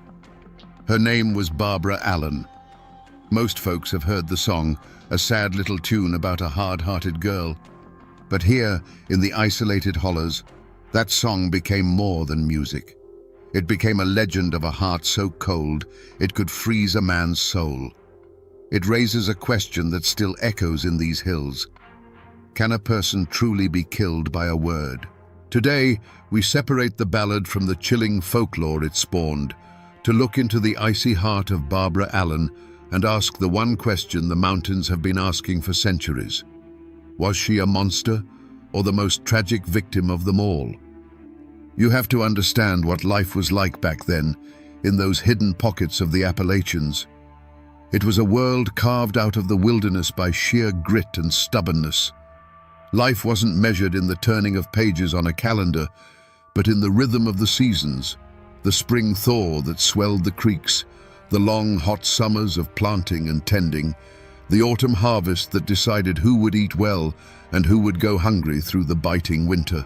The mountains weren't just a backdrop, they were a living entity, providing everything you needed, but also capable of taking it all away in a heartbeat with a flash flood or a sudden blizzard. In the heart of one such settlement lived a young man they called Sweet William. The name wasn't just a convenience, it was a description. He was the kind of man who was first to help a neighbor raise a barn and the last to leave a campfire. He had a strength that came from working the hard soil and a laugh that could cut through the thickest mountain fog. He was the future, the promise of another generation surviving and thriving in this unforgiving land. Everyone loved him because he was the best of them, a reflection of the warmth and community that was the only real shield against the cold and the dark. And then there was Barbara Allen, If William was the warm hearth of the community, she was the frost on the window pane. She possessed a beauty that was almost painful to look at, sharp and perfect, like a shard of ice. But it was a remote beauty. She lived with her mother in a small cabin, keeping to herself, her silence often mistaken for arrogance. The other girls whispered about her pride, and the young men who tried to court her came away feeling as if they'd tried to warm their hands on a marble statue. She was a mystery, an outsider in a community where there were no secrets. Yet, as it so often happens, the fire was drawn to the frost. William saw something in Barbara that no one else did. Not coldness, but a guarded sorrow, a strength that had hardened into a shield. And she, in turn, saw in his open-hearted nature a warmth she'd never known. Their courtship wasn't one of public pronouncements, but of stolen glances across the clearing during a Sunday service, of a wildflower left on her doorstep, of two people from different worlds circling each other like the sun and the moon. For a brief, hopeful season, it seemed that William's warmth might just be enough to melt her icy heart. But this world was as fragile as it was harsh. It was held together by unwritten laws of respect, honor, and pride. A person's reputation was their most valuable possession, more precious than land or livestock. And in a place where life was a constant struggle, a wounded pride could fester like a snakebite, turning the promise of love into the certainty of a grave. The community, watching the two lovers, held its breath, sensing that this was a story that could only end in one of two ways: with a wedding or with a tragedy that would be whispered around their fireplaces for 100 years to come. The turning point, the moment the future split into what could have been and what was, didn't happen in a dark forest or with the flash of a knife. It happened in a place of celebration. The harvest had been good, and the community gathered in the largest clearing, the air thick with the smell of roasting meat, wood smoke, and the sweet, sharp scent of homemade apple cider. Fiddles were playing, people were laughing, and for a little while, the harshness of mountain life was forgotten. At the center of it all, of course, was sweet William. He was in his element, surrounded by friends, his voice booming over the music. Flushed with cider and the simple joy of the evening, he raised his wooden cup. "A toast!" he shouted, a wide grin on his face. "A toast to the beauties of this valley who make the work worthwhile and the winters warm." Men cheered, and the women, both young and old, smiled at the compliment. It was a simple, clumsy, heartfelt gesture from a young man who loved his home and the people in it. But in a shadowed corner, one pair of eyes didn't smile. Barbara Allen had watched him all evening, a rare warmth in her own heart. She saw him as hers, a private treasure. And in that moment, his toast felt like a betrayal. He hadn't toasted her. He had thrown her into the common lot with every other woman there. To his mind, it was a harmless, all-encompassing compliment. To her proud and guarded heart, it was a public declaration that she was nothing special to him at all. It was a careless flick of the wrist that to her felt like a slap across the face. She didn't scream or cry. Her pain was a cold, quiet thing. The light in her eyes simply went out, replaced by a glacial hardness. Without a word, she stood up, smoothed her dress, and walked out of the clearing, vanishing into the night. Her departure was so silent that at first only a few noticed.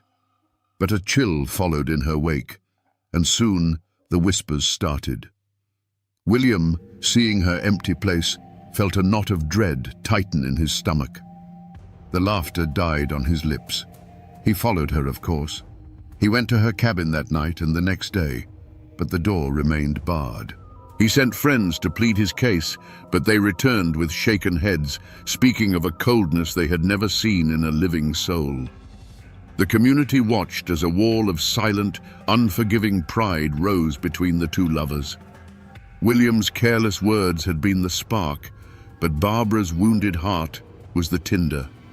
A fire had been lit, a slow, consuming blaze that wouldn't be put out with apologies. It was a fire that would demand a sacrifice. William's life wasn't being taken by disease. It was draining away from a wound no doctor could see, a sickness of the soul. His servants, loyal and terrified, saw their master fading like the last embers of a fire. In desperation, they went to the one person who held the cure or the final poison.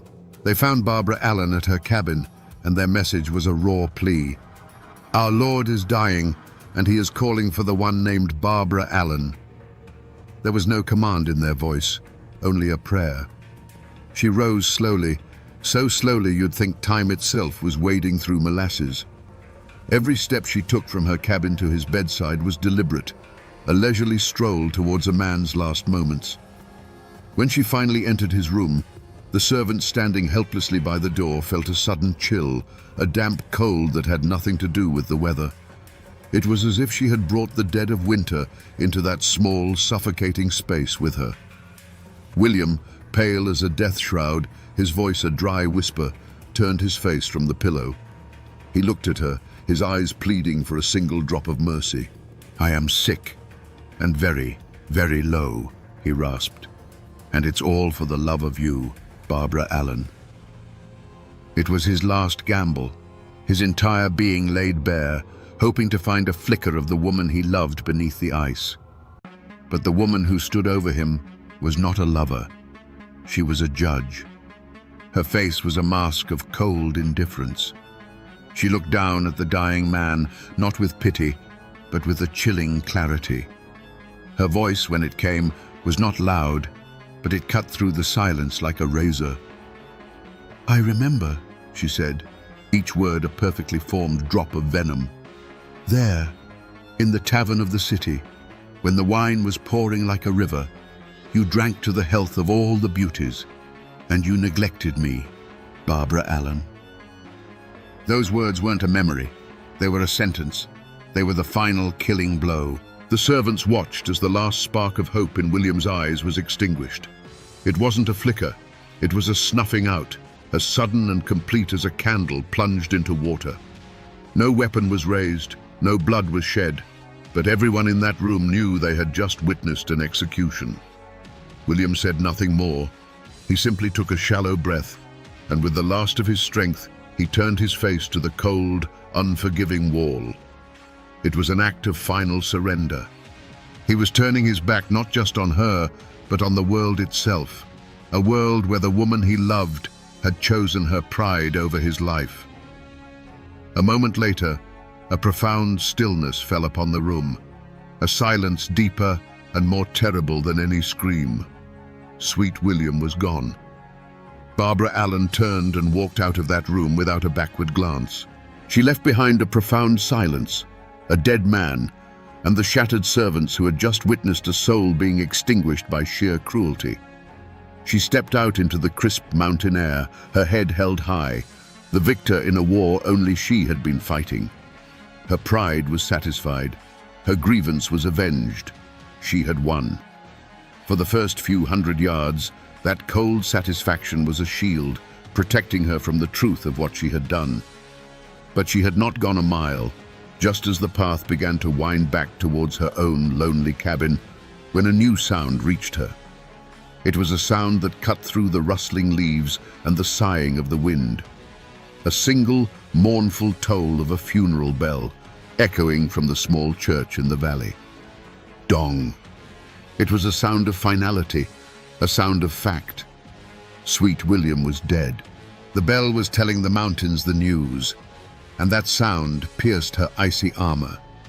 The second toll followed the first, and with each resonant peal, a crack appeared in the frozen wall around her heart. It was no longer the sound of her victory, it was the sound of her damnation. The ballad says that the bell seemed to cry out her own name on the wind, a mournful accusation. Hard-hearted Barbara Allen. The pride, the anger, the memory of that silly toast in the tavern, it all evaporated, leaving behind a horrifying, empty void. The realization struck her with the physical force of a blow. The man she loved was in the ground because of her. She had traded his life for a moment of bitter triumph, and the bargain was a fool's one. Her heart, which could not be melted by his love, was now shattered by the sound of his death knell. The community would hear that bell too. The servant's story would spread from cabin to cabin, whispered over cook fires and spinning wheels.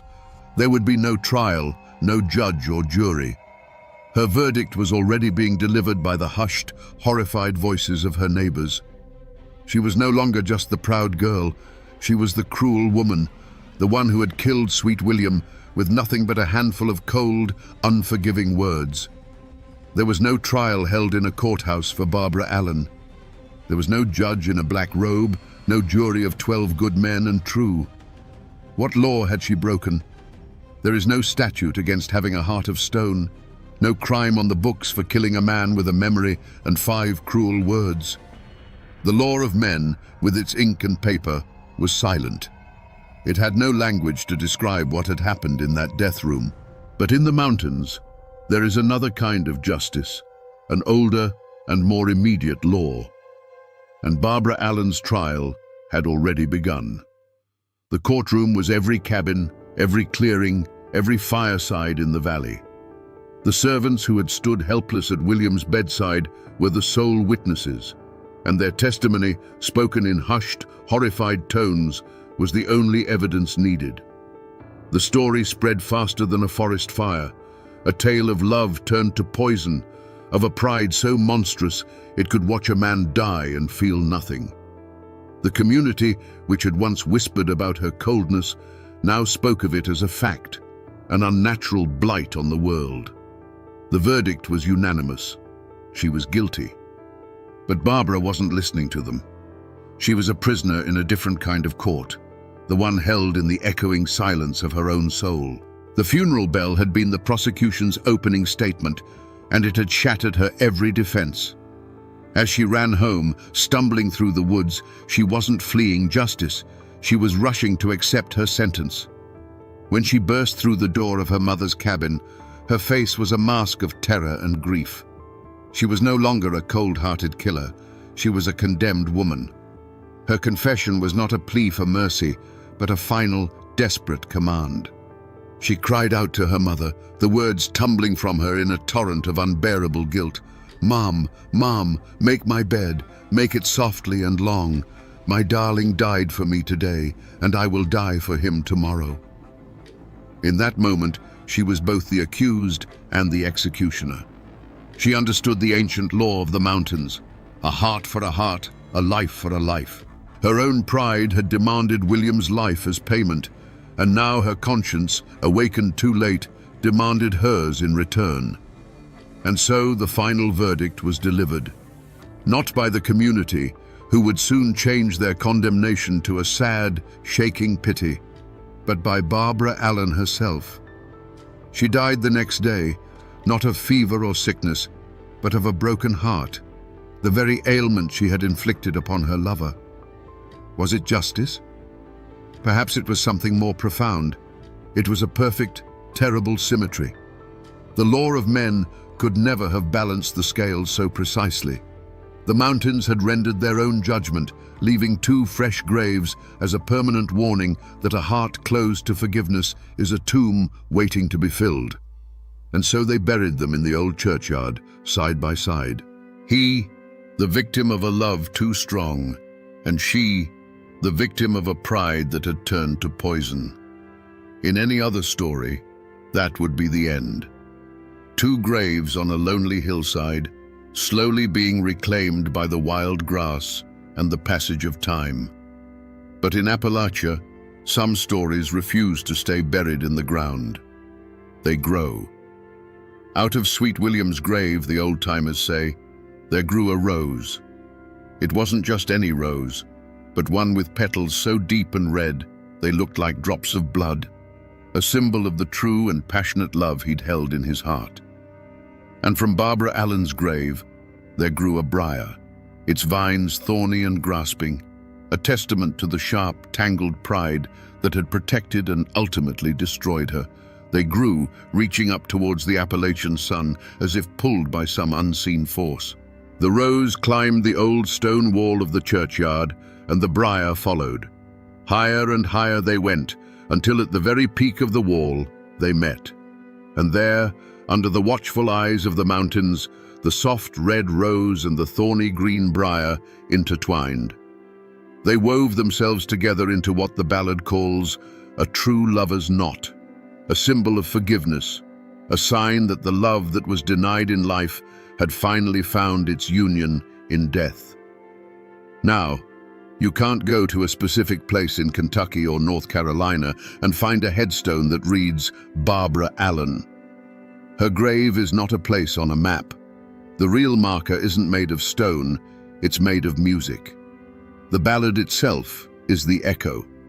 It survived the long ocean voyage from Scotland, and in the isolated hollows of Appalachia, it found its true home. It was passed down like an heirloom, from a grandmother's cracked voice to a child listening on a porch swing, a lesson and a lullaby all in one. The story became a part of the people, and that is what remains today. The traces are not in archives or history books, but in the culture itself. It's in the melancholy bend of a fiddle string, in the lyrics sung by 1,000 different voices over hundreds of years.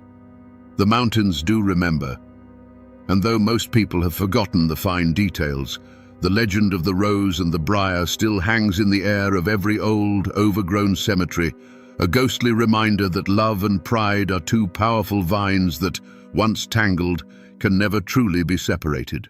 So we come back to the question that has haunted this story from the start, a question that the wind still whispers in the high mountain passes.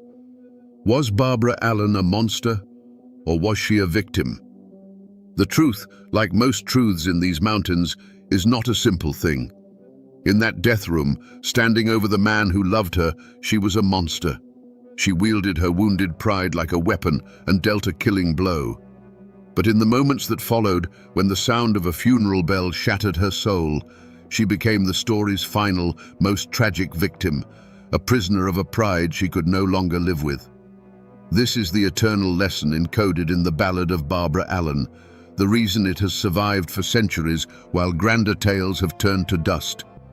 It's a story that warns us that a heart shielded by pride is the most fragile heart of all.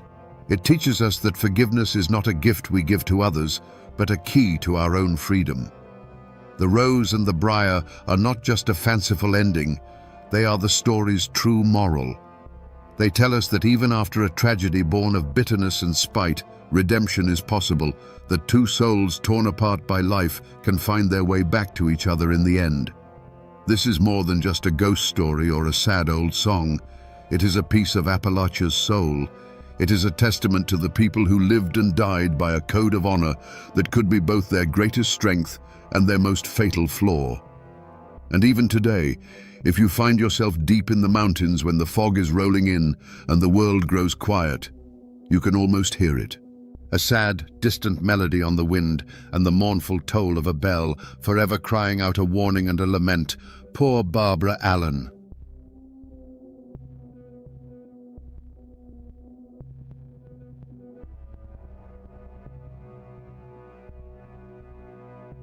Imagine this.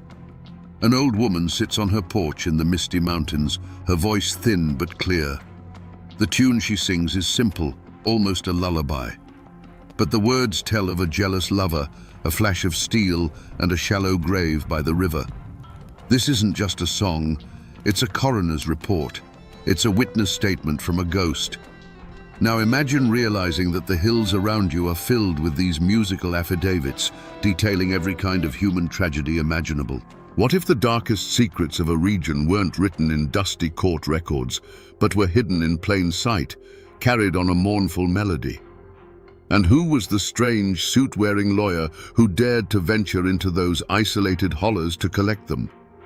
Today, we follow the man who became a detective of the past, using a banjo instead of a magnifying glass to uncover the bloody sagas the mountains tried to forget. Before we follow the man in the suit, we must first understand the world he was trying to save. In the early 1900s, the Appalachian Mountains were a nation unto themselves, a place where time flowed like creek water slowly, and in its own channel. The true victims of this story weren't just the people in the ballads. It was the memory of them, a living history held together by the frailest of threads, the human voice. This was a world built on self-reliance, where your closest neighbor might be a 2-hour walk over a ridge, and the law was often a distant, abstract idea. The keepers of these stories were not scholars or poets. They were farmers whose hands were stained with the same soil that would one day cover them. They were mothers who sang murder ballads to their children like lullabies, not to frighten them, but to teach them about the very real dangers of the world. Their lives were a cycle of hardship and small joys, marked by the seasons, the birth of a child, or the death of a neighbor.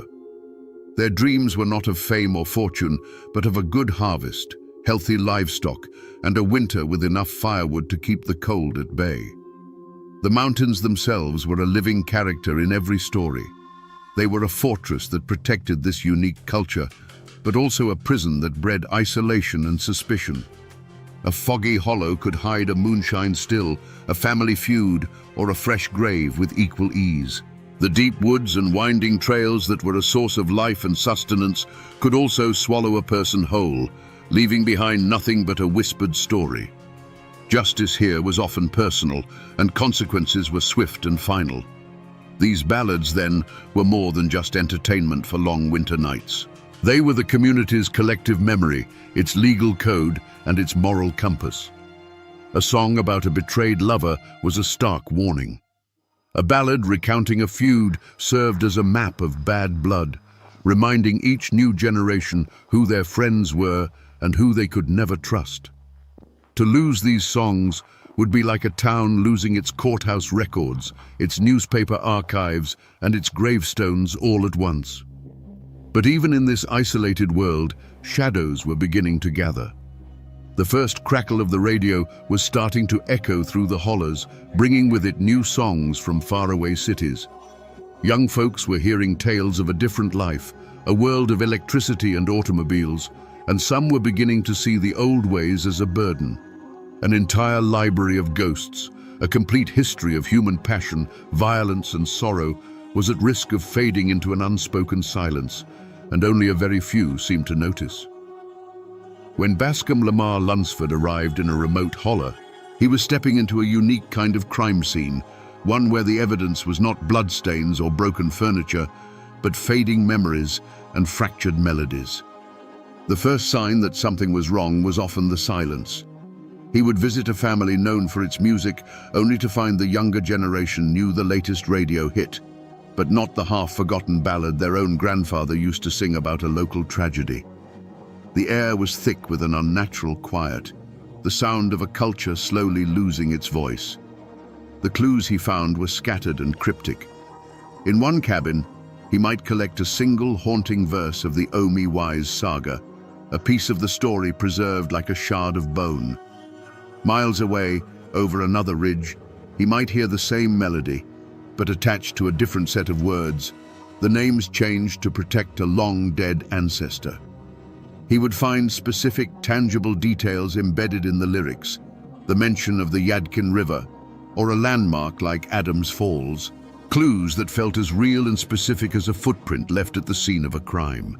These weren't just random stories, they were anchored to the very soil beneath his feet. Yet this evidence only deepened the mystery. The scene spoke of chaos and the ravages of time. For every fact a song seemed to preserve, it offered 10 contradictions. Was Tom Dula a heartless killer, or a handsome fool manipulated by a jealous woman? The ballads Lunsford collected painted him as both, sometimes in the very same version. The trail of truth was overgrown with decades of gossip, family pride, and the simple, inevitable erosion of memory. The mountains held the secrets, but they offered no easy answers. Lunsford quickly realized his task was far more complex than simple recording. He was an archaeologist of sorrow, trying to reconstruct a complete skeleton from a handful of scattered, mismatched bones. Every person he spoke to was a witness, but their testimony was shaped by who told them the story and why. The wilderness he was navigating wasn't just the dense laurel thickets and steep ravines of the Blue Ridge, but the tangled, treacherous landscape of human memory itself, and it was filled with a multitude of unsettling questions. The first and most powerful suspect in the slow murder of these mountain sagas was the community itself. Lunsford quickly discovered that the greatest threat to a story was often the pain it carried. These weren't tales of distant kings and queens, they were raw, open wounds in the local memory. To sing about a young woman drowned in a river was to remember the real girl whose family still lived just down the creek. The songs were a constant reminder of a neighbor's betrayal, an ancestor's shame, or a violence that had torn families apart. Forgetting was not an accident. It was a choice, a form of self-preservation. The motive was a deep and understandable desire to bury the past. Many families felt a personal vendetta against the very history that defined them. As the 20th century progressed, the outside world began to cast a long shadow, bringing with it a condescending judgment of Appalachian life. The stereotype of the violent, feuding hillbilly was taking root, and these murder ballads felt like Exhibit A. To the younger generation especially, these songs were not a proud heritage, but a source of shame, a link to a brutal past they were desperate to escape. They wanted radios and cars, not grim reminders of the bad old days. The evidence of this quiet conspiracy was everywhere Lunsford looked. He'd approach an old man known to be a master fiddler and ask about a specific feud ballad, only to be met with a stony silence and the curt reply, "We don't trouble with that one no more." Parents actively stopped teaching the darkest songs to their children, preferring to pass on church hymns or the cheerful, impersonal tunes coming over the airwaves. This wasn't just forgetfulness, it was a deliberate act of cultural pruning, cutting away the painful branches of their own family trees. The community was turning on its own memories, hoping that silence would finally bring peace to the ghosts that haunted their hollows. If shame was driving the old songs into the shadows, a more seductive threat was beginning to change them in the open. The second suspect was someone no one wanted to point a finger at, the most gifted and ambitious musicians themselves. These were the keepers of the flame, the high priests of the tradition, the very people Lunsford sought out as his most valuable sources. Their betrayal wasn't one of malice, but of temptation, a quiet corruption that came from within the circle of trust. The secret motive was the dazzling promise of the modern world, delivered on a spinning shellac disc. In the 1920s, talent scouts from record labels like Victor and OK began venturing into the mountains. They weren't looking for historical documents, they were hunting for hits. They offered cash money, a life-changing sum for a family living on the edge of poverty, for a 3-minute recording. Suddenly, a song wasn't just a piece of heritage. It was a potential ticket to a life beyond the cornfield and the coal mine. A musician who had only ever played for neighbors at a barn dance was now being offered a small taste of immortality. Lunsford began to see the evidence of this pact everywhere. A long, grim ballad he had collected in its pure form from an elderly woman would reappear on a commercial record, but it would be different. The 15-verse saga of a bloody feud, with all its specific names and local details, was trimmed to a tidy 3 minutes. The killer's chilling, remorseless confession was replaced with a more palatable, moralizing chorus. The very soul of the story, its raw, uncomfortable truth, was being sanitized for sale. The custodians of the culture, in their understandable desire for a better life, were becoming agents of its alteration, polishing the jagged edges off the evidence until it no longer told the whole story. But the most dangerous intruder didn't carry a gun or a land deed. It arrived in a polished wooden box and spoke with 1,000 voices from a world away. The third suspect was a vast, impersonal, and relentless force, the rise of national mass media spearheaded by the radio. This was an entity with no face and no name, an invisible invader that could slip through the cracks of the tightest-knit community and whisper its promises directly into the heart of the home. Its motive was not malicious. It was something far more powerful: commerce. The radio wasn't interested in preserving the grim history of a specific mountain county. Its purpose was to create a single, unified American culture, one that bought the same soap, drove the same cars, and listened to the same songs.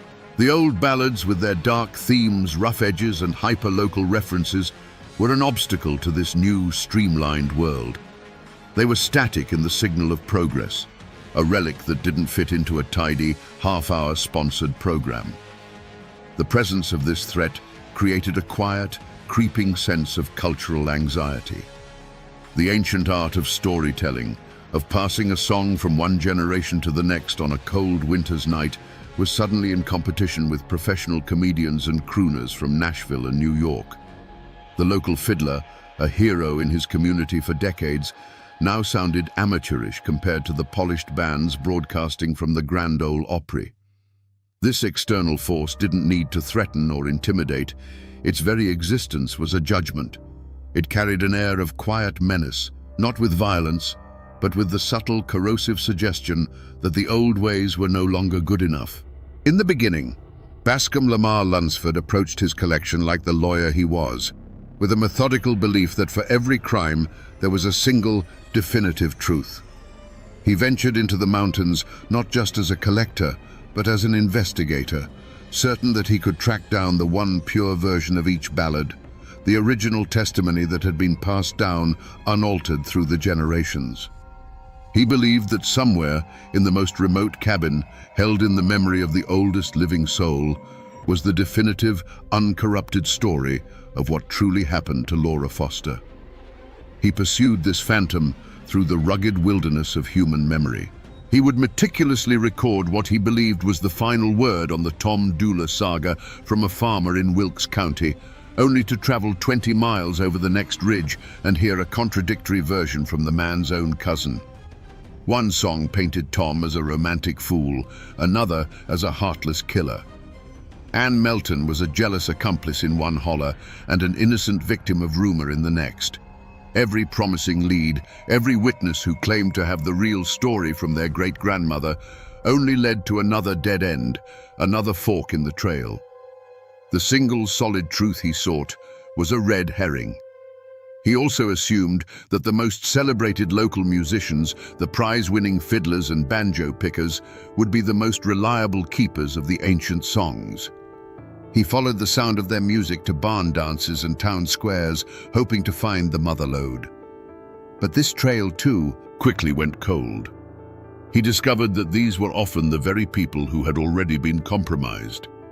They were the first to be tempted by the record companies, the quickest to alter a 15-verse ballad into a catchy 3-minute tune.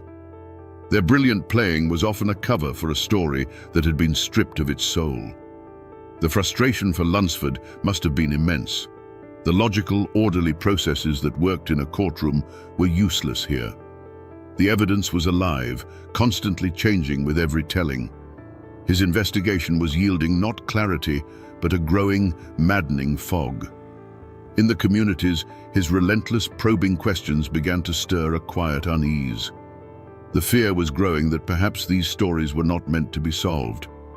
Perhaps in trying to untangle the truth, this man from the outside world was simply pulling apart the last fragile threads holding their entire history together. As Bascom Lamar Lunsford pushed deeper into the mountains, the friendly smiles and offered dippers of water remained, but a new barrier rose to meet him, one as real as a stone wall, yet completely invisible. He was running into the unspoken law of the hills, a code of silence as old as the feuds themselves. The moment he moved beyond pleasantries and asked for a specific bloody ballad by name, the air on the porch would grow still. Eyes would drop. The answer was almost always the same: a slow shake of the head and a quiet mumble of "don't rightly recall that one," or the even more final, "we let that story die with the old folks." The reasons for this omerta were buried deep in the soil of the community. These songs were not abstract folklore, they were active social documents. To sing the ballad of the Allen Griffin feud in front of an Allen was more than rude. It was a hostile act, a dredging up of bad blood that generations had worked to bury. The names in the verses were not characters in a fable, They were the names on the weathered tombstones in the churchyard just up the hill. Lunsford quickly learned he wasn't just asking for a song. He was asking a man to testify against his neighbor's great-grandfather, and that was a line no one was willing to cross for a stranger. There was also a deep and abiding suspicion of any outsider asking too many questions. Who was this man in a starched collar, writing down their tragedies in his little notebook? The mountains had a long memory of being exploited by timber companies, by coal barons, and by condescending writers who came to caricature their way of life. Was Lunsford any different? Was he a cultural undertaker, come to put their most painful memories on display for a gawking world that already saw them as little more than violent savages? The silence was a shield, a way of protecting what little they had left that was truly their own. The psychological toll on the few who considered breaking this code was immense. One old woman, who knew a version of a local murder ballad that Lunsford had been searching for years, would only agree to sing it for him in her spring house, with the door bolted and the sound of the running water masking her voice. She was terrified, not of physical harm, but of something worse: the judgment of her neighbors, the quiet shunning that would follow if they knew she had given away their ghosts.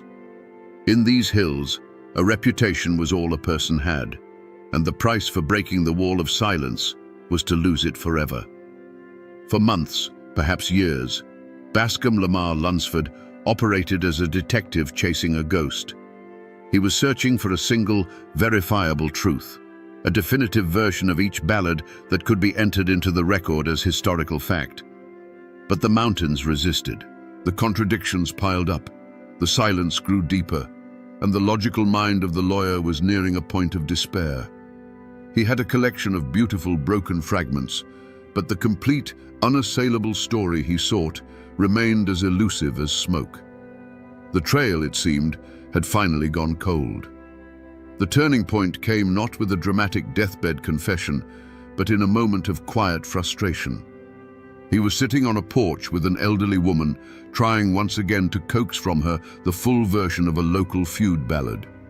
She would sing the beginning, her voice strong and sure, but when it came to the verses describing the killing, she would stop, shake her head, and hum a different tune, a simple, mournful church hymn. Lunsford, seeing another day's work dissolving into another dead end, was about to pack his things. But then he stopped, and he listened. He truly listened, not to the words, but to the feeling behind them. In the sorrowful cadence of that hymn, he suddenly heard the echo of the murder ballad. The forgotten clue wasn't a hidden lyric or a secret name. It was the realization that the emotion was the one thing that had survived intact. The community might change the names, forget the details, or refuse to speak the violence, but they never forgot the grief.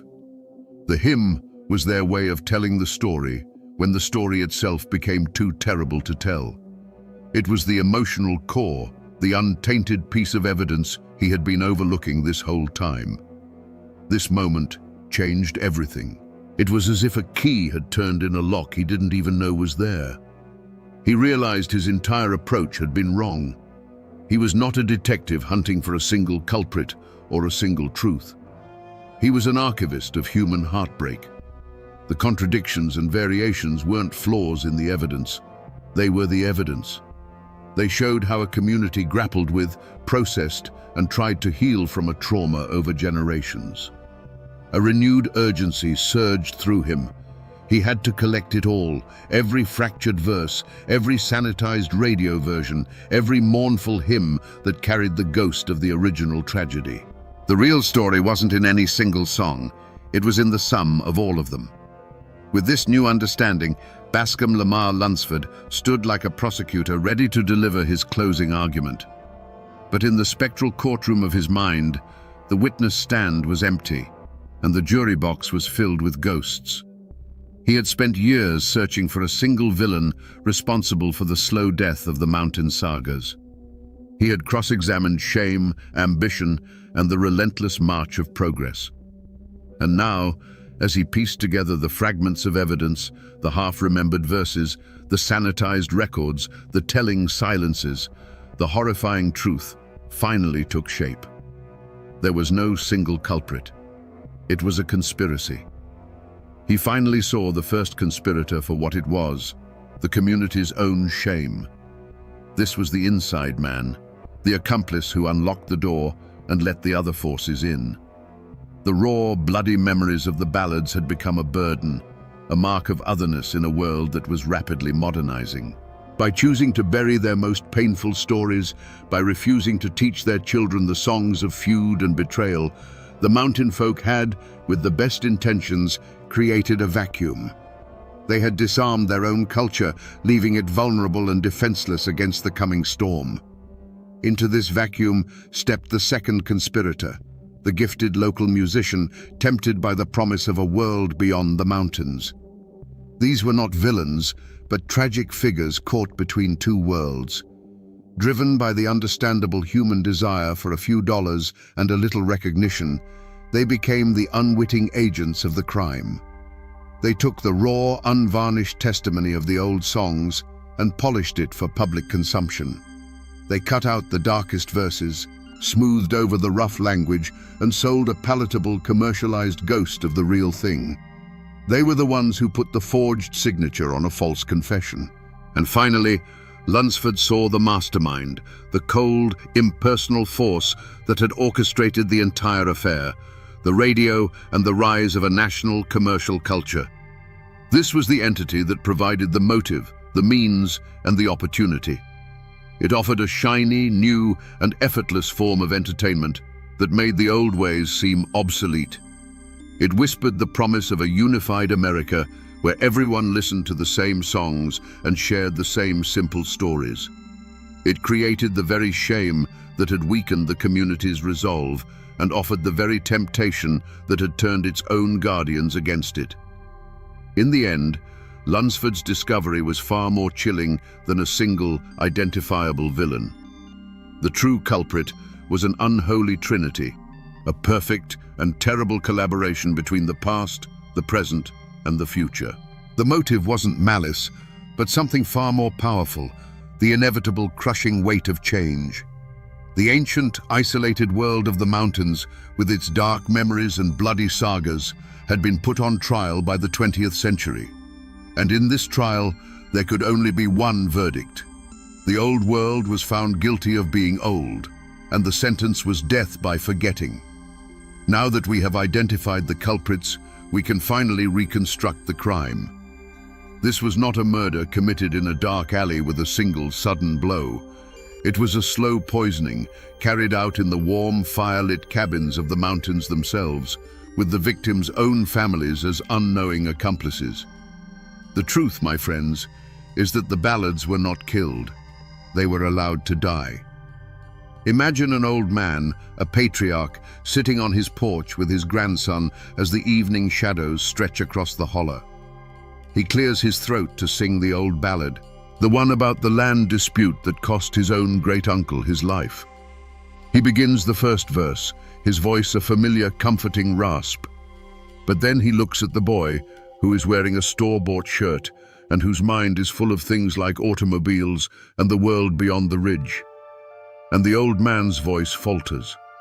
The next words, the ones about the gunshot and the bitter feud, freeze in his throat.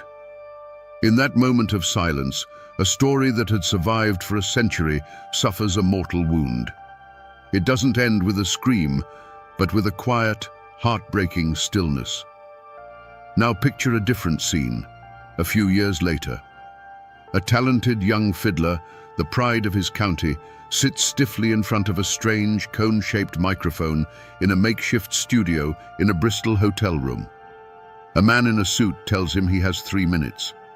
He begins to sing the saga of Omi Wise, but when he gets to the part where the villain pleads with her, he softens the words.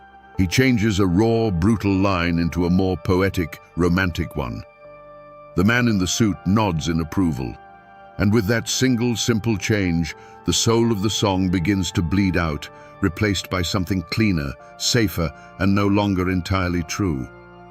The final blow came not from a person, but from a piece of furniture. See it in your mind's eye. a family gathered in their cabin after supper. For generations, this was the time for stories, for the banjo to be taken down from its peg. But now, in the corner, sits a handsome wooden box with a glowing dial, a single cyclops eye staring into the room. They turn a knob, and a clear voice from Nashville fills the cabin with a song about a love they've never known and a city they've never seen. They are captivated. And over in the shadows, the banjo hangs on the wall, untouched. Its strings are not broken, they are simply silent. This is how the great bloody sagas of the mountains met their end. There was no single gunshot, no grand battle. It was 1,000 tiny, quiet surrenders. A forgotten verse here, a changed lyric there, an evening spent listening to the radio instead of a grandfather's voice. The stories became ghosts in their own homes, fading slowly until only a faint, melodic echo remained. They weren't murdered in a fit of passion. They were simply starved, one by one, in the quiet, comfortable darkness of a new and brighter world. There was no grand courtroom for this crime, no judge in black robes. The trial of the mountain ballads was held in the court of progress, and the jury was the American people, whose ears were already filled with the siren song of a new century. The prosecution, a slick and powerful attorney called the Future, presented its case with devastating force. It showed evidence of a faster, brighter, more connected world, a world of convenience and prosperity that made the old ways seem slow, dark, and obsolete. The defense was barely heard, a few faint, mournful notes from an old fiddle, drowned out by the confident roar of the radio. The accused parties reacted to the proceedings in their own ways. The commercial media, the mastermind, showed no remorse. A force of nature doesn't apologize for the storm. The ambitious musicians who had altered the songs for profit took the stand with a mix of defiance and quiet regret, arguing they had simply made a deal to survive in a world that was leaving them behind. And the community itself, the accomplice, sat in silent acceptance of its fate. They had already bought the radios and listened to the new songs. They had, in effect, already pled guilty. The verdict was swift and nearly unanimous. The ancient, bloody sagas of the mountains were found guilty on all counts, guilty of being too complex, too sorrowful, and too stubbornly local for a modern, optimistic nation. The sentence was not execution, but something far more final: obsolescence. They were to be banished from the front porch and the public square, remanded to the custody of a few dusty archives and forgotten collections, their stories replaced by a simpler, more cheerful narrative that sold more records. This verdict was, at the time, overwhelmingly popular. It was called Progress, Enlightenment, the inevitable march of history. But in this vast, impersonal courtroom, there was one man who refused to accept the judgment. Bascom Lamar Lunsford did not act as a lawyer for the defense. It was far too late for that. Instead, he appointed himself the court clerk for the condemned. He worked tirelessly, not to overturn the verdict, but to create a perfect, unassailable transcript of the proceedings. He recorded every last piece of evidence, every haunting testimony, not for this trial, but for an appeal to a higher court, the court of history. And so, while the world celebrated a victory, Lunsford preserved the memory of what was lost. He ensured that the case of the mountain ballads would never truly be closed.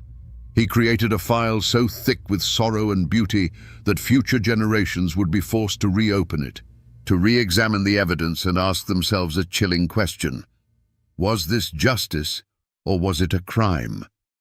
It's a verdict that, thanks to him, still sparks arguments in these hills to this day.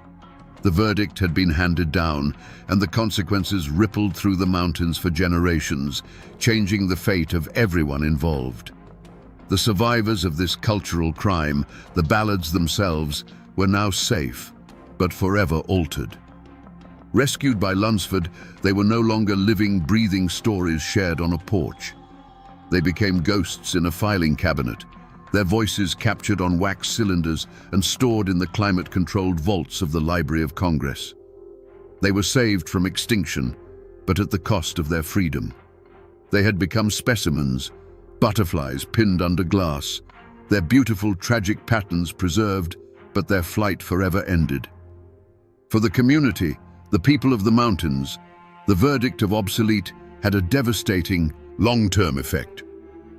The silence that Lunsford had encountered became the new normal. A generation grew up disconnected from the bloody sagas that had once defined their ancestors' world. The caricature of the simple banjo-strumming hillbilly, once a condescending fiction, began to feel like a self-fulfilling prophecy. Many of the brightest young people, convinced that their heritage was a source of shame, left the mountains for the cities, leaving behind an aging population and a profound sense of cultural amnesia. They had been judged by the outside world, and in their hearts, many felt their own culture had been found wanting. The descendants of the guilty parties, meanwhile, thrived in ways no one could have predicted.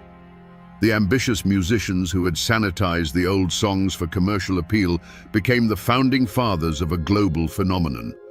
The DNA of their altered ballads, the simple chords, the narrative style, the themes of love and loss, mutated and evolved, becoming the bedrock of what the world would come to know as country music. In a bitter twist of fate, the very act of betrayal ensured a kind of immortality.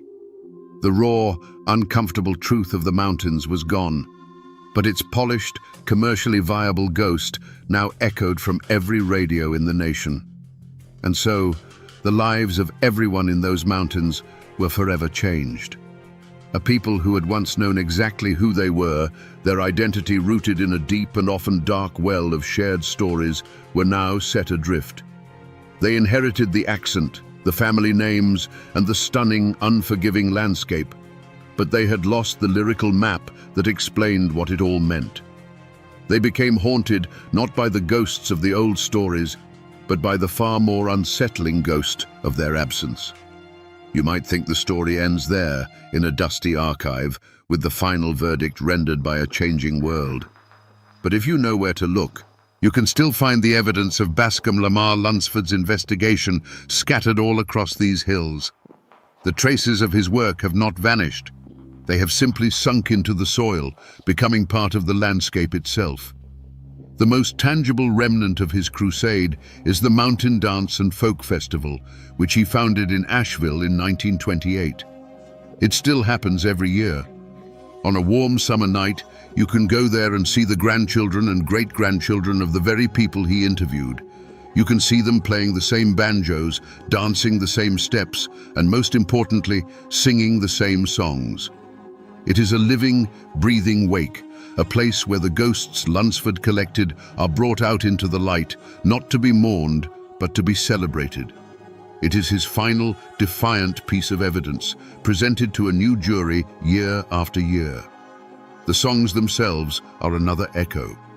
Thanks to the collection he so painstakingly assembled, the ballads did not die. They were rediscovered. The raw, haunting melodies he saved from oblivion became a wellspring for the American folk revival of the 1950s and 60s. When a modern artist stands on a stage in New York or London and sings the chilling tale of Tom Dooley, they are, whether they know it or not, calling on one of Lunsford's ghosts. His work ensured that these hyper-local tragedies became part of a universal human story. And the story of Lunsford himself has become a piece of Appalachian folklore. The whispers about the minstrel lawyer still linger. He is remembered not just as a collector, but as a mythical figure, a man who walked between worlds and knew the mountain's darkest secrets. The legend of the man who knew where the bodies were buried has outlived almost everyone who told it, a testament to the power of a man who listened so intently that he became part of the story he was trying to save. But the most powerful echo is in the land itself. The rivers where lovers were betrayed still flow. The sharp ridges that once divided warring families still cut across the sky. These places hold the memory of what happened there, etched into the very rock and soil. Bascom Lamar Lunsford's greatest achievement was not that he saved the songs, but that he saved the connection between the songs and the land. And now, When you hear one of those old ballads, it feels as if the mountain itself is singing, telling you its own dark and beautiful secrets. So we return to the question we asked at the beginning, around our digital campfire. What if a region's darkest secrets were carried not in books, but on a melody? We now have our answer. The secrets were a community's soul, its open wounds, its moral code, and its cautionary tales. And the strange man in the suit who collected them was more than a folklorist. He was a custodian of ghosts. Bascom Lamar Lunsford understood that these weren't just songs. They were the last, fading testimony of a world on trial, and he was the only lawyer willing to take the case. This is a story, then, not just of a man saving songs, but of the immense, often brutal price of progress. It is a timeless lesson on the seduction of forgetting. It teaches us that the most dangerous threat to a culture is rarely an invading army, but more often a quiet, internal whisper that tells us our own complicated, painful history is a burden we should lay down in favor of a simpler, brighter future. Lunsford's great crusade was a fight against this seductive silence, an argument that our scars are not meant to be hidden.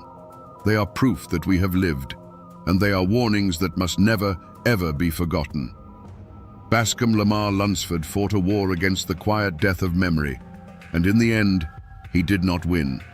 No one could. But he achieved something far more important. He ensured that the ghosts of Appalachia would never be homeless. He gave them a permanent refuge in the archives of a nation, and a voice that could still be heard by anyone willing to listen. And now, my friends, the story is yours to keep. The next time you hear an old, mournful tune carried on the wind, listen closely. It might not be the wind at all, but a story that, thanks to one stubborn man, refused to stay silent. On the morning of March 20th, 1906, the modern steel of the Walnut Street Bridge in Chattanooga, Tennessee, was host to a medieval horror. Dangling from a thick rope tied to a girder was the body of a man riddled with bullet holes, a silent silhouette against the rising sun. This wasn't a secret crime, hidden in the shadows. This was a public spectacle, a brutal message left for the entire city and the entire nation to see. The victim was a man named Ed Johnson, and just hours before his death, he had been granted a stay of execution by the United States Supreme Court. He was, by law, under federal protection. So what happened on that bridge? How could a mob tear a man from his cell and lynch him in open defiance of the highest court in the land? Today, we will answer that question. We will unravel a story of a city's rage, a sheriff's betrayal, and an injustice so profound it sparked an unprecedented legal battle for the very soul of America. Before he was a name in a Supreme Court case, Ed Johnson was just a man trying to find his way. He was 24 years old, a handyman, and a member of the Second Baptist Church. He wasn't a troublemaker. By all accounts, he was quiet, unassuming, and known for his steady work. In the segregated world of 1906 Chattanooga, a city trying to brand itself as a progressive hub of the New South, men like Ed Johnson lived a precarious existence. They were the backbone of the city's labor force, yet they were afforded none of its protections and lived under the constant, unspoken threat of a racial hierarchy enforced by both law and tradition. His world was one of separate entrances, separate water fountains, and a carefully maintained social distance. He had hopes and fears like any other man, but his were filtered through the lens of Jim Crow. He sought stability, a bit of peace, and the quiet dignity of a life well lived within the narrow confines society had drawn for him. He was, in short, an ordinary man, which made him the perfect blank canvas onto which a city could project its deepest fears and hatreds. Miles away, in another part of that same city, lived Nevada Taylor. She was a young white woman, and her world was the mirror opposite of Ed Johnson's, defined by a different set of rigid expectations. Her life was meant to be one of protected virtue, of church socials, and a future promised within the safe confines of her community. She was a symbol of the Southern purity that the white power structure was obsessed with defending. The city they both called home, Chattanooga, was a place of deep contradictions. It boasted of its industry, its economic growth, and the grand Walnut Street Bridge that stitched the city together over the Tennessee River. But beneath this veneer of progress was a simmering cauldron of racial animosity. The memory of the Civil War was still fresh, and the rigid social order of the Jim Crow South was considered sacred. The slightest perceived transgression against that order, especially the ultimate taboo of a black man being accused of harming a white woman, was enough to make the city's civilized facade crumble into dust. In this tinderbox, Ed Johnson and Nevada Taylor were strangers, their lives running on parallel tracks that were never meant to intersect. But on a cold January night, in the darkness of a cemetery on the edge of town, those tracks would collide in a catastrophic event. One of them would become the victim of a brutal assault, and the other the victim of a city's ravenous, indiscriminate rage. Both of their lives and the world they knew were about to be destroyed. The crime scene was not a room with four walls, but a sprawling, cold expanse of earth and stone, the Forest Hills Cemetery. By day, it was a place of quiet reflection, but on the night of January 23, 1906, this sanctuary for the dead became a stage for a living nightmare. The air was still, the only sounds the rustle of winter leaves and the distant whistle of a train. It was in this profound and unnerving silence that Nevada Taylor was found, terrified and disoriented. There was no physical evidence to speak of, no footprints that could be trusted on the hard, cold ground, no discarded weapon, no clear signs of a struggle that told a specific story. The only evidence was Nevada Taylor's own harrowing account, a story pieced together from the fragments of trauma and the blackness of the night. She couldn't see her attacker's face. She couldn't describe his clothes. All she could offer was a voice in the dark and the terrifying assertion that her assailant was a black man. From the chaos, investigators clung to a single flimsy piece of information. Miss Taylor mentioned that she had grabbed at something during the attack, a small leather strap, which she thought might have come from her assailant's weapon. This tiny, ambiguous detail became the cornerstone of the entire investigation. It was not a clue that pointed to a specific person, but a desperate anchor in a sea of uncertainty. The scene of the crime quickly expanded beyond the cemetery gates and into the very heart of Chattanooga. Whispers turned to shouts, and fear curdled into rage. The city's white populace didn't see a mystery to be solved. They saw an outrage to be avenged. The lack of a clear suspect didn't inspire caution. Instead, it created a vacuum that was instantly filled with suspicion directed at every black man in the city. The investigation began not with a question, who did this, but with a conclusion. A black man was responsible, and he would be found. The wilderness of the cemetery had offered no easy answers, but the mob-minded certainty of the city demanded one, and it demanded one immediately. The hunt was on, not for a specific individual, but for any man who could be made to fit the crime. The city's fury needed a face, a name to attach to its collective rage. That pressure fell squarely on the shoulders of Hamilton County Sheriff Joseph F. Shipp. A man of his time and place, Shipp understood that justice in the Jim Crow South was often secondary to maintaining order, and order meant placating the white majority. His personal vendetta wasn't against any one man, but against the threat of chaos and the political damage an unsolved crime of this nature could do to his career. He needed a culprit, and he needed one fast. The investigation became a brutal dragnet.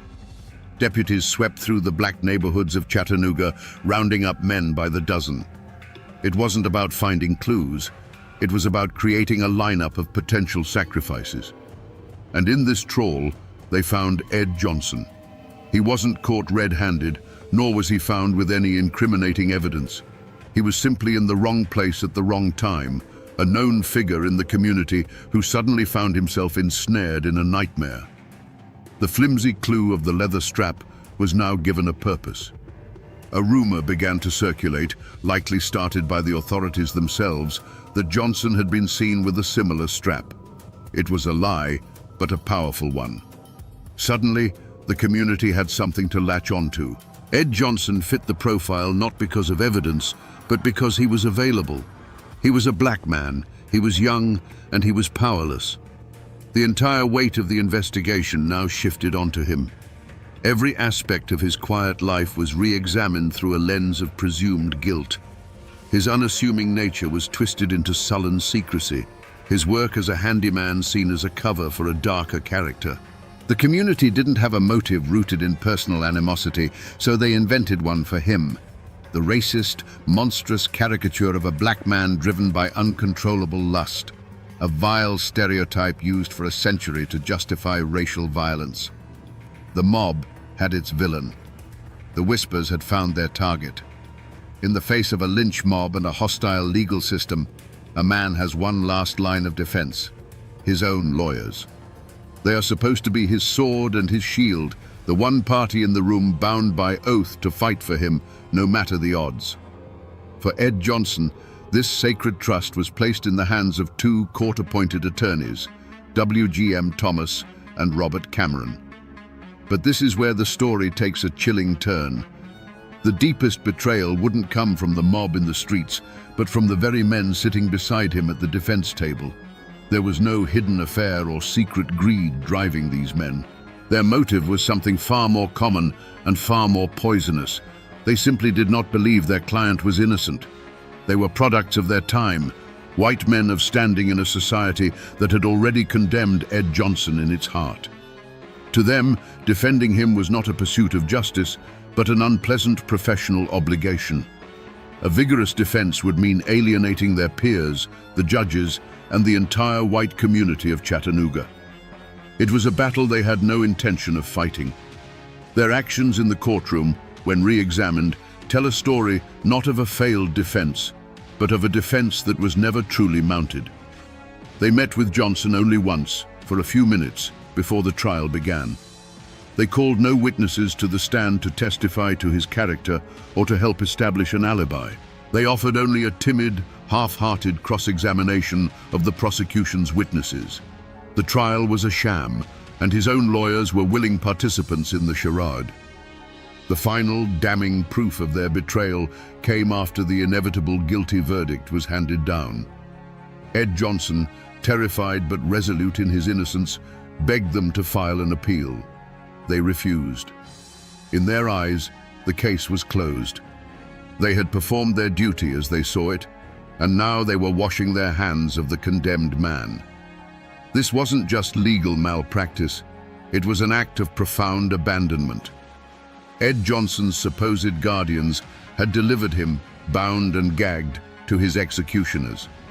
He was utterly and completely alone.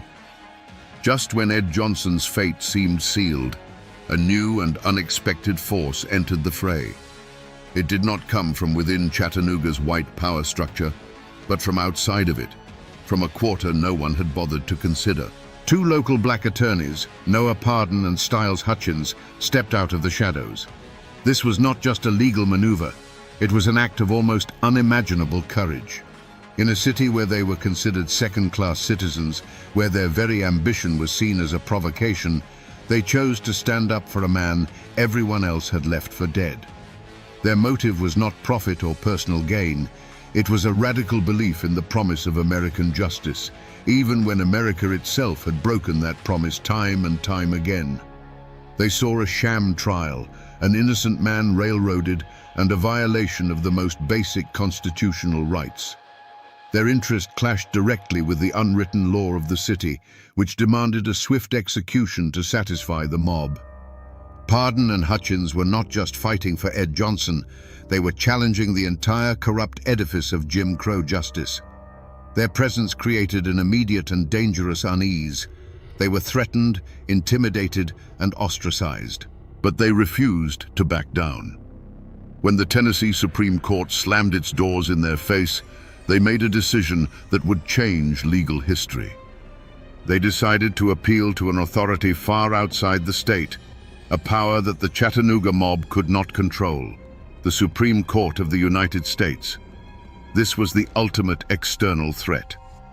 The news that two black lawyers were taking their case to Washington, D.C. was seen as an outrageous act of defiance. To Sheriff Shipp and the city's leaders, this wasn't an appeal. It was an invasion. It was the federal government, the same force that had crushed the Confederacy 40 years prior, once again threatening to meddle in their affairs. The conflict was no longer just about Ed Johnson. It was a battle for control, a struggle between local mob rule and the supreme law of the land. The entire official investigation into the assault of Nevada Taylor was, from the very beginning, a grand and tragic false trail. The objective was never to find the truth, but to secure a conviction. The so-called clues that led to Ed Johnson were not discoveries, but constructions, red herrings deliberately laid to guide public opinion toward a predetermined conclusion. The central piece of evidence, the small leather strap, was the most potent of these fictions. Investigators treated it like a smoking gun, a direct link to Johnson, despite the fact that no one could ever definitively prove it belonged to him or that it was even connected to the crime. The trail led from this flimsy object to the Hamilton County Jail, where the most crucial piece of misdirection was staged. The identification of Ed Johnson by Nevada Taylor was not a moment of clarity, but of manufactured certainty. She was brought into a dim room where Johnson was the only suspect presented. Her initial hesitation, her uncertainty, was brushed aside by the forceful suggestions of the lawmen around her. Under immense pressure, she gave them the identification they wanted. This shaky, coerced statement, which should have been a dead end, was instead treated as an irrefutable fact. Meanwhile, any path that might have led to the truth was quickly blocked off. Ed Johnson had an alibi. Witnesses in the black community could place him at a saloon far from the cemetery at the time of the attack. But these leads, the only ones that actually pointed toward his innocence, were never pursued. The authorities simply weren't interested. Every testament to Johnson's good character, every inconsistency in the timeline, was ignored. These promising trails didn't evaporate. They were deliberately buried under the weight of the official narrative. This created a strange and dangerous kind of frustration. For Sheriff Shipp and the white mob, the frustration wasn't that the case was stalled, but that the legal process, however flawed, was taking too long. They had their man, their simple answer, and the appeals filed by Pardon and Hutchins were seen as infuriating obstacles. For the black community, the feeling was one of growing terror. They were watching a legal system actively lead itself down a false path, and they knew that at the end of this trail lay not justice, but a hangman's noose for an innocent man. In Chattanooga, the truth was not buried by a lack of evidence, but by two formidable walls of silence. The first was a wall built by the white community, not of quiet whispers, but of a deafening, unified roar. It was an unspoken agreement that Ed Johnson was guilty, a conclusion reached before the trial even began. This wasn't just about one crime, it was about defending a fragile social order. To question Johnson's guilt was to question the very foundation of their world, to suggest a white woman could be wrong and a black man could be innocent. Any white person who harbored doubts learned quickly to keep them to themselves, lest they be branded a sympathizer, a traitor to their own. The second wall was built by the black community, and it was a wall of pure, unadulterated terror. People knew Ed Johnson. They knew his character. Some even knew where he was on that fateful night. But the code of the Jim Crow South was brutally simple. You saw nothing, you heard nothing, and you knew nothing that contradicted the white mob. To come forward as an alibi witness for Johnson would not have been seen as a civic duty, but as an act of suicidal defiance. The price for speaking the truth was the firebombing of your home, the destruction of your business, or a rope thrown over a tree limb with your own name on it. This silence was born from a deep and justified distrust of the law. The police and the courts were not seen as protectors, but as the enforcement arm of the white power structure. To go to Sheriff Shipp with information proving Johnson's innocence would be pointless and perilous. The system was not designed to find the truth. It was designed to produce a result. and that result had already been decided. The psychological toll on those who dared to breach this wall was immediate and severe. Noah Pardon and Styles Hutchins were the ultimate examples. By taking Johnson's case, they shattered the silence. In return, they were marked men. Their lives were openly threatened, their reputations dragged through the mud. They were hunted in their own city, forced to flee for their very survival. The message sent to the rest of the community was chillingly clear. This is the fate of those who speak. After that, the silence became absolute. With the Tennessee courts turning a deaf ear and the execution date looming, all hope seemed to be lost. The legal road had run out, and the gallows were being prepared. But in the small office of Noah Pardon and Styles Hutchins, a discovery was made that would change the course of American legal history. The forgotten clue they unearthed wasn't a misplaced letter or a hidden diary. It was a fundamental principle that the state of Tennessee had chosen to ignore. It was the United States Constitution. Their argument was as simple as it was revolutionary. They contended that Ed Johnson had not received a trial by a jury of his peers, but had been condemned by a jury of intimidated hostages. A courtroom surrounded by an armed, bloodthirsty mob, they argued, is not a court of law. It is a stage for a legal lynching. This was not a failure of evidence, but a failure of the entire process, a gross violation of Johnson's right to due process under the 14th Amendment. This was their forgotten clue. The trial itself was the crime. With this powerful argument, they did the unthinkable. They bypassed the entire state judicial system and took their appeal directly to the highest court in the land. It was a desperate, audacious gamble, two lone black lawyers from the South petitioning the 9 most powerful jurists in America. And then, the impossible happened. The Supreme Court listened. Justice John Marshall Harlan, a man who had famously dissented in the Plessy versus Ferguson case that enshrined separate but equal, saw the profound injustice. On March 19, 1906, he granted a stay of execution. A telegram was dispatched from Washington, D.C. to Chattanooga. It was a single piece of paper, but it carried the full weight of the United States government, ordering a halt to the execution. The forgotten clue had not just opened a door, it had kicked it off its hinges. For a fleeting, miraculous moment, the law had prevailed. The case was no longer about one man's life. It was now a direct confrontation between the rule of law and the rule of the mob. The telegram from the Supreme Court should have been a shield, an impenetrable barrier of federal authority protecting Ed Johnson. Instead, in the charged atmosphere of Chattanooga, it acted like a lit match tossed into a powder keg. The news spread through the city not as a call for lawful patience, but as an intolerable insult. A distant court in Washington, they felt, had stolen their justice, robbing them of the vengeance they so desperately craved. The city began to simmer, and then to boil. The central mystery was no longer who attacked Nevada Taylor, but who would dare to defy the United States Supreme Court. The answer was not some shadowy figure hiding in the back alleys. The mastermind of the lynching, the man who held the keys to both the jail and to the mob's fury, was Hamilton County Sheriff Joseph F. Shipp.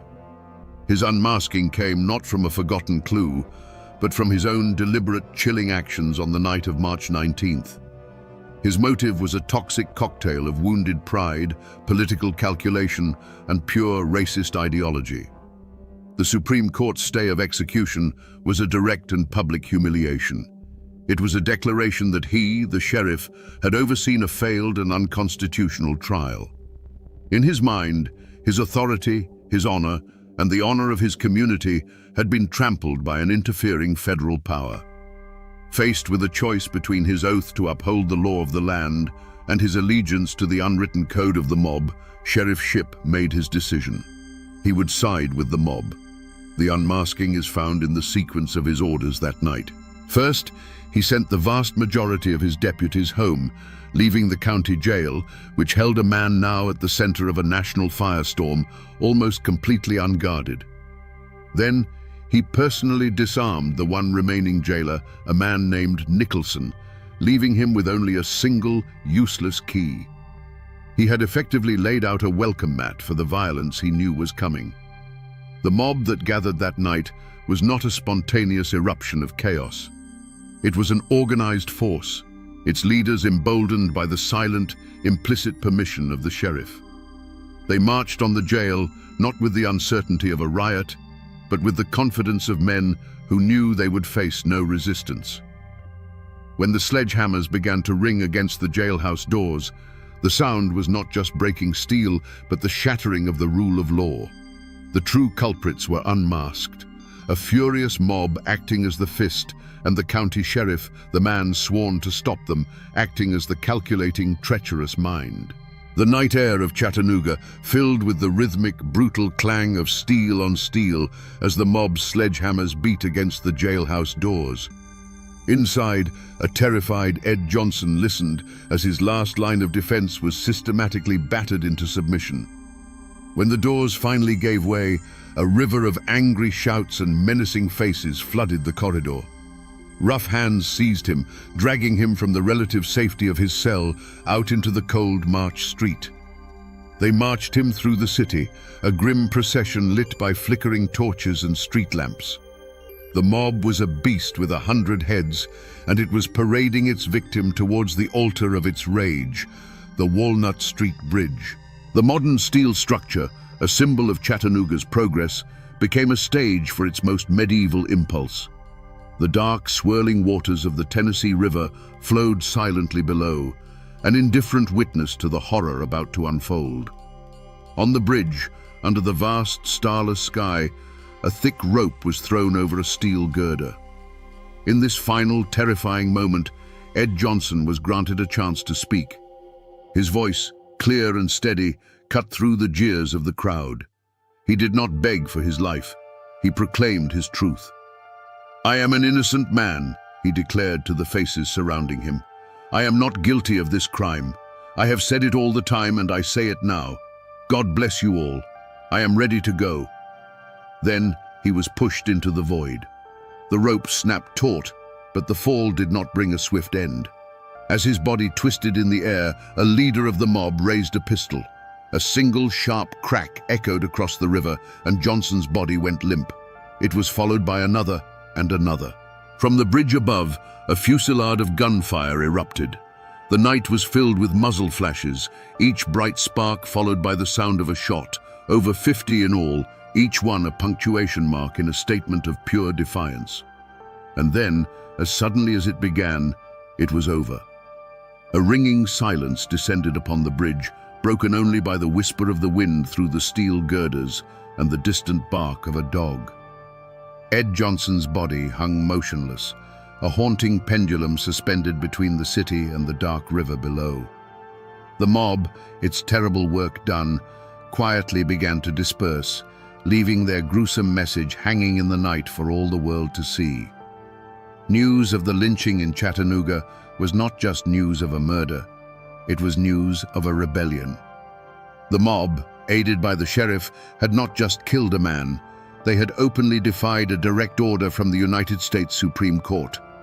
The insult was so profound, so audacious, that it shook the halls of power in Washington. President Theodore Roosevelt himself condemned it as a hideous crime.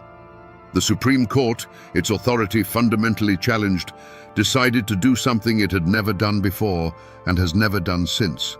It resolved to hold its own criminal trial. The atmosphere was unlike any other in American history.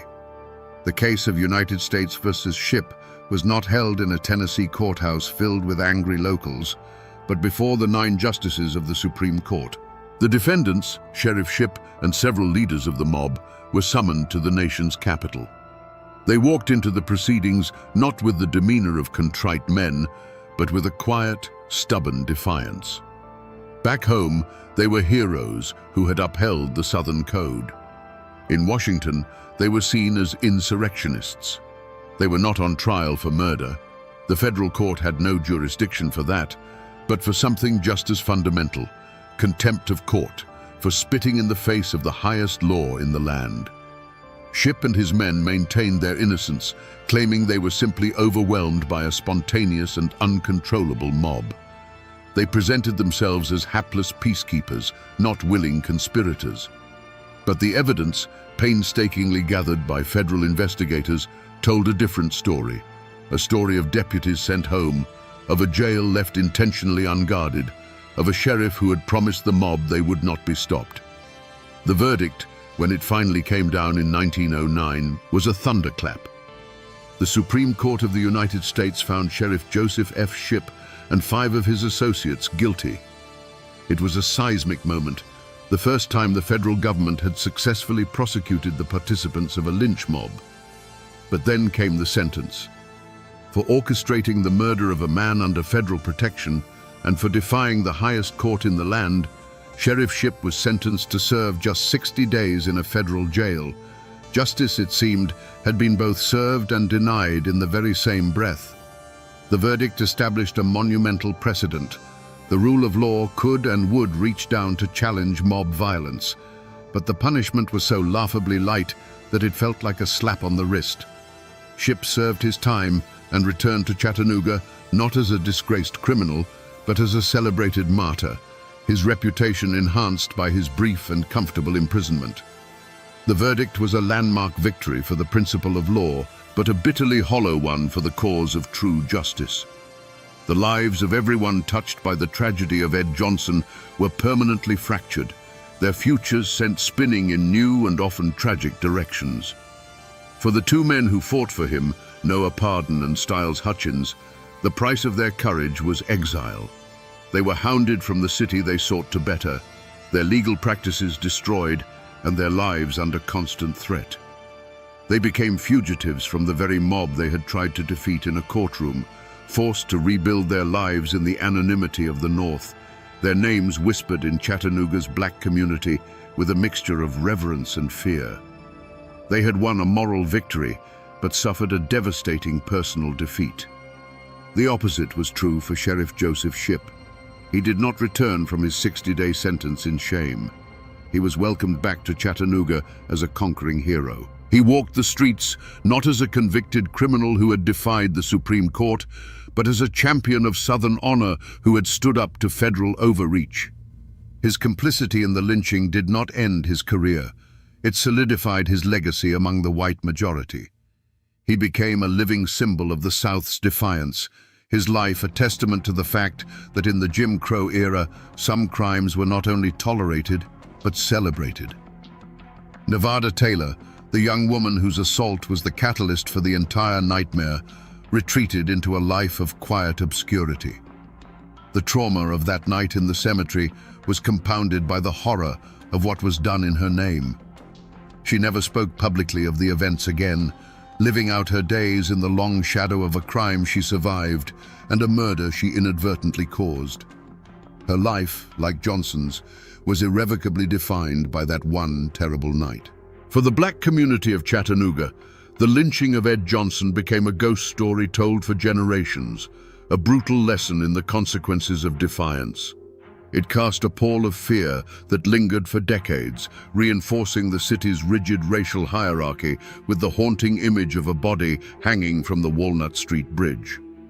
But a seed of resolve was also planted. The fight for Ed Johnson's name did not die with him. It was a slow, stubborn pursuit of justice that spanned nearly a century, a legal and moral reckoning passed down through the years, waiting for a time when the city would finally be forced to confront its past. If you walk across Chattanooga's Walnut Street Bridge today, you will see a city reborn. It is now a pedestrian walkway, a beautiful expanse of blue steel where families stroll, cyclists glide by, and tourists take photos of the Tennessee River below. It is a symbol of the city's vibrant present. But the steel beneath your feet tells a different story. The massive girders that support this scene of modern leisure are the very same girders from which a noose was hung in 1906. The bridge is not just a landmark, it is a monument to a murder, a tangible physical remnant of a night of profound horror. For nearly a century, the official story of Ed Johnson was a ghost, a tale whispered in the black community but largely erased from the city's public memory. But ghosts have a way of demanding to be seen. In the year 2000, 94 years after his death, the Hamilton County Court officially overturned Ed Johnson's conviction, a stunning and long overdue admission of the injustice that had been done. The echo of his last words, "I am an innocent man," had finally found its way back into a courtroom and been affirmed as truth. Today, not far from the foot of that very bridge, a new monument stands. It is the Ed Johnson Memorial, a solemn and powerful space dedicated to his memory and to the courage of Noah Pardon and Styles Hutchins. It is a deliberate act of reclamation, a place where the story is no longer whispered but told in bronze and stone for all to see. It stands as a counter-narrative to the silence, a permanent testament to a history that the city is finally beginning to confront. The mountains that cradle Chattanooga have seen empires rise and fall, and the river has carried 1,000 secrets to the sea. They were the silent witnesses to the crime, the trial, and the lynching. For decades, the world tried to forget what happened on that bridge, to pave over the past with progress. But the steel remembers, the river remembers. And now, thanks to the tireless pursuit of justice, the city is finally being forced to remember too, ensuring that the echo of Ed Johnson's story will never again fade into silence. So we return to the question that hung in the air with Ed Johnson's body. How could this happen in open defiance of the nation's highest court? The answer, we now know, is as simple as it is terrifying. The law is not a fortress of stone. It is a fragile agreement, utterly dependent on the integrity of those sworn to uphold it. On that night in Chattanooga, the man with the badge decided the mob's will was more important than the court's word, and in that moment, the law ceased to exist. But this story is more than just a chronicle of a failure of justice. It is a profound lesson in the slow, stubborn, and often painful pursuit of it. It teaches us that the arc of the moral universe may bend toward justice, as the saying goes, but it does not bend on its own. It must be pulled, inch by painful inch, by the hands of courageous and often forgotten people. Men like Noah Pardon and Styles Hutchins, who risked everything for a man they knew was innocent, pulled on that arc. Their fight seemed lost in 1906, but it started a conversation that refused to die, a quiet echo that grew louder with each passing generation. The story of Ed Johnson is a reminder that history is never truly in the past. It lives in the steel of a bridge, in the names carved on a memorial, and in the ongoing struggle to reconcile our ideals with our actions. The Supreme Court's verdict was a landmark for the rule of law, but the real justice, the clearing of an innocent man's name, took nearly a century to arrive. It is a story that teaches us that the loudest shouts for truth often come from the quietest graves. And now, my friends, you know the rest of the story. You know how the law can be both a shield and a sword, and how sometimes it is simply a whisper in a storm of rage. For the law can be written on paper, but justice must be carved into the heart of a community. And that is a task that is never truly finished.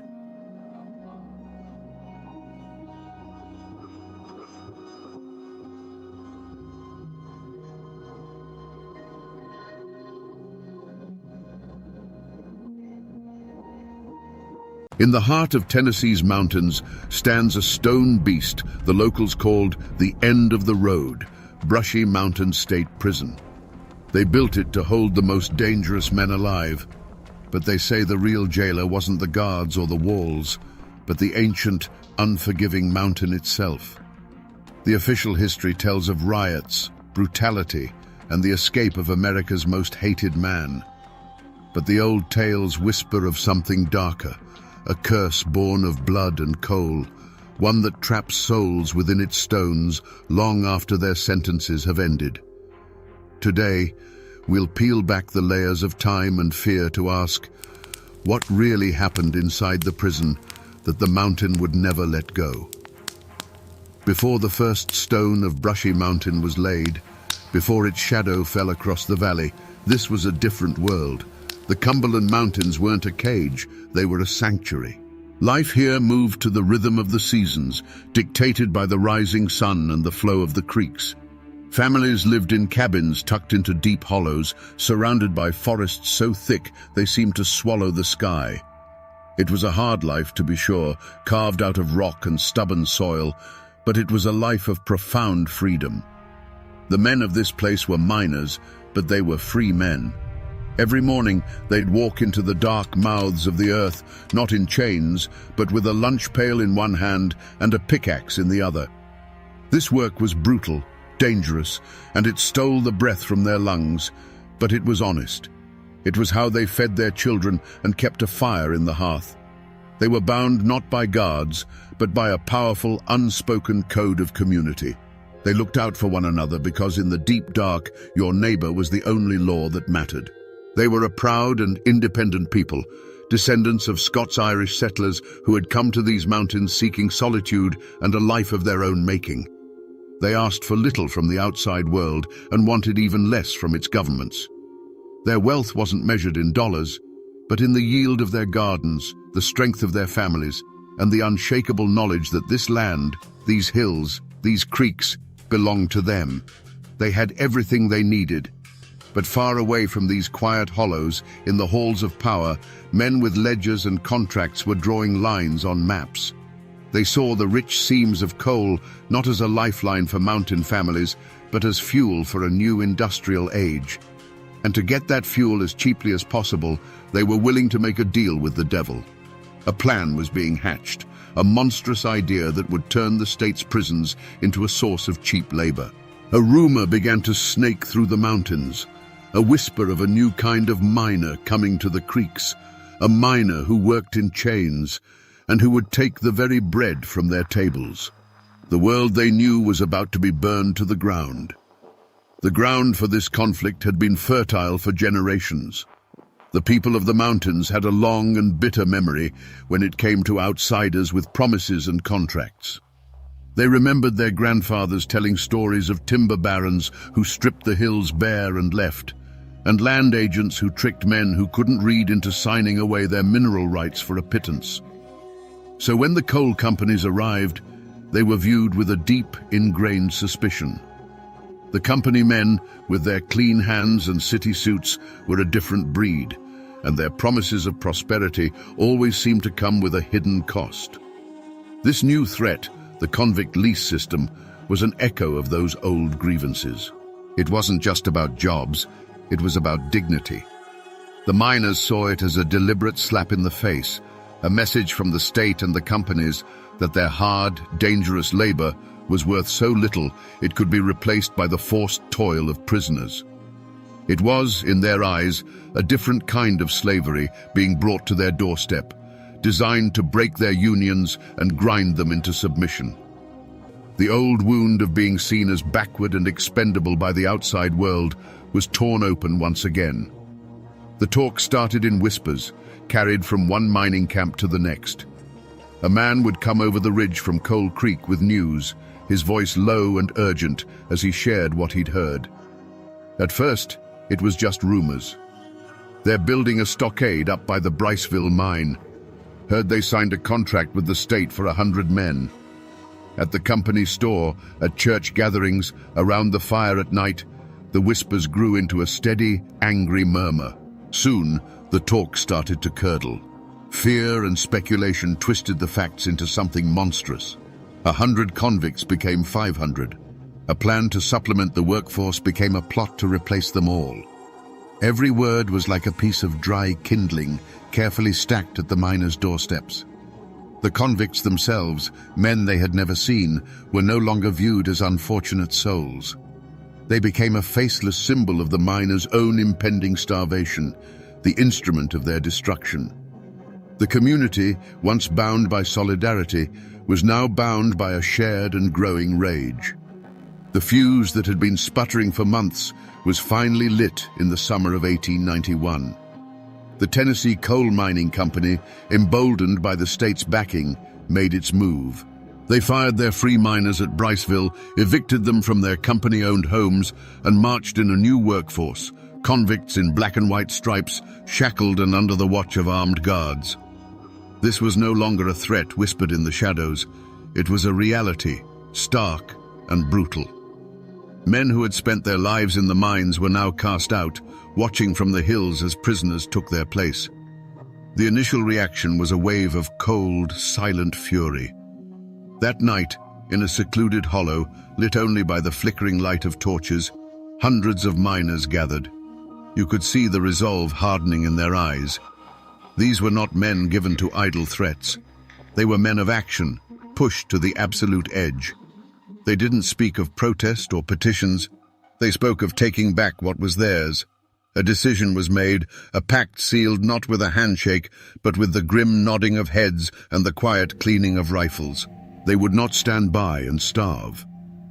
Before dawn on July 14th, 300 armed miners descended from the mountains, moving like ghosts through the morning mist.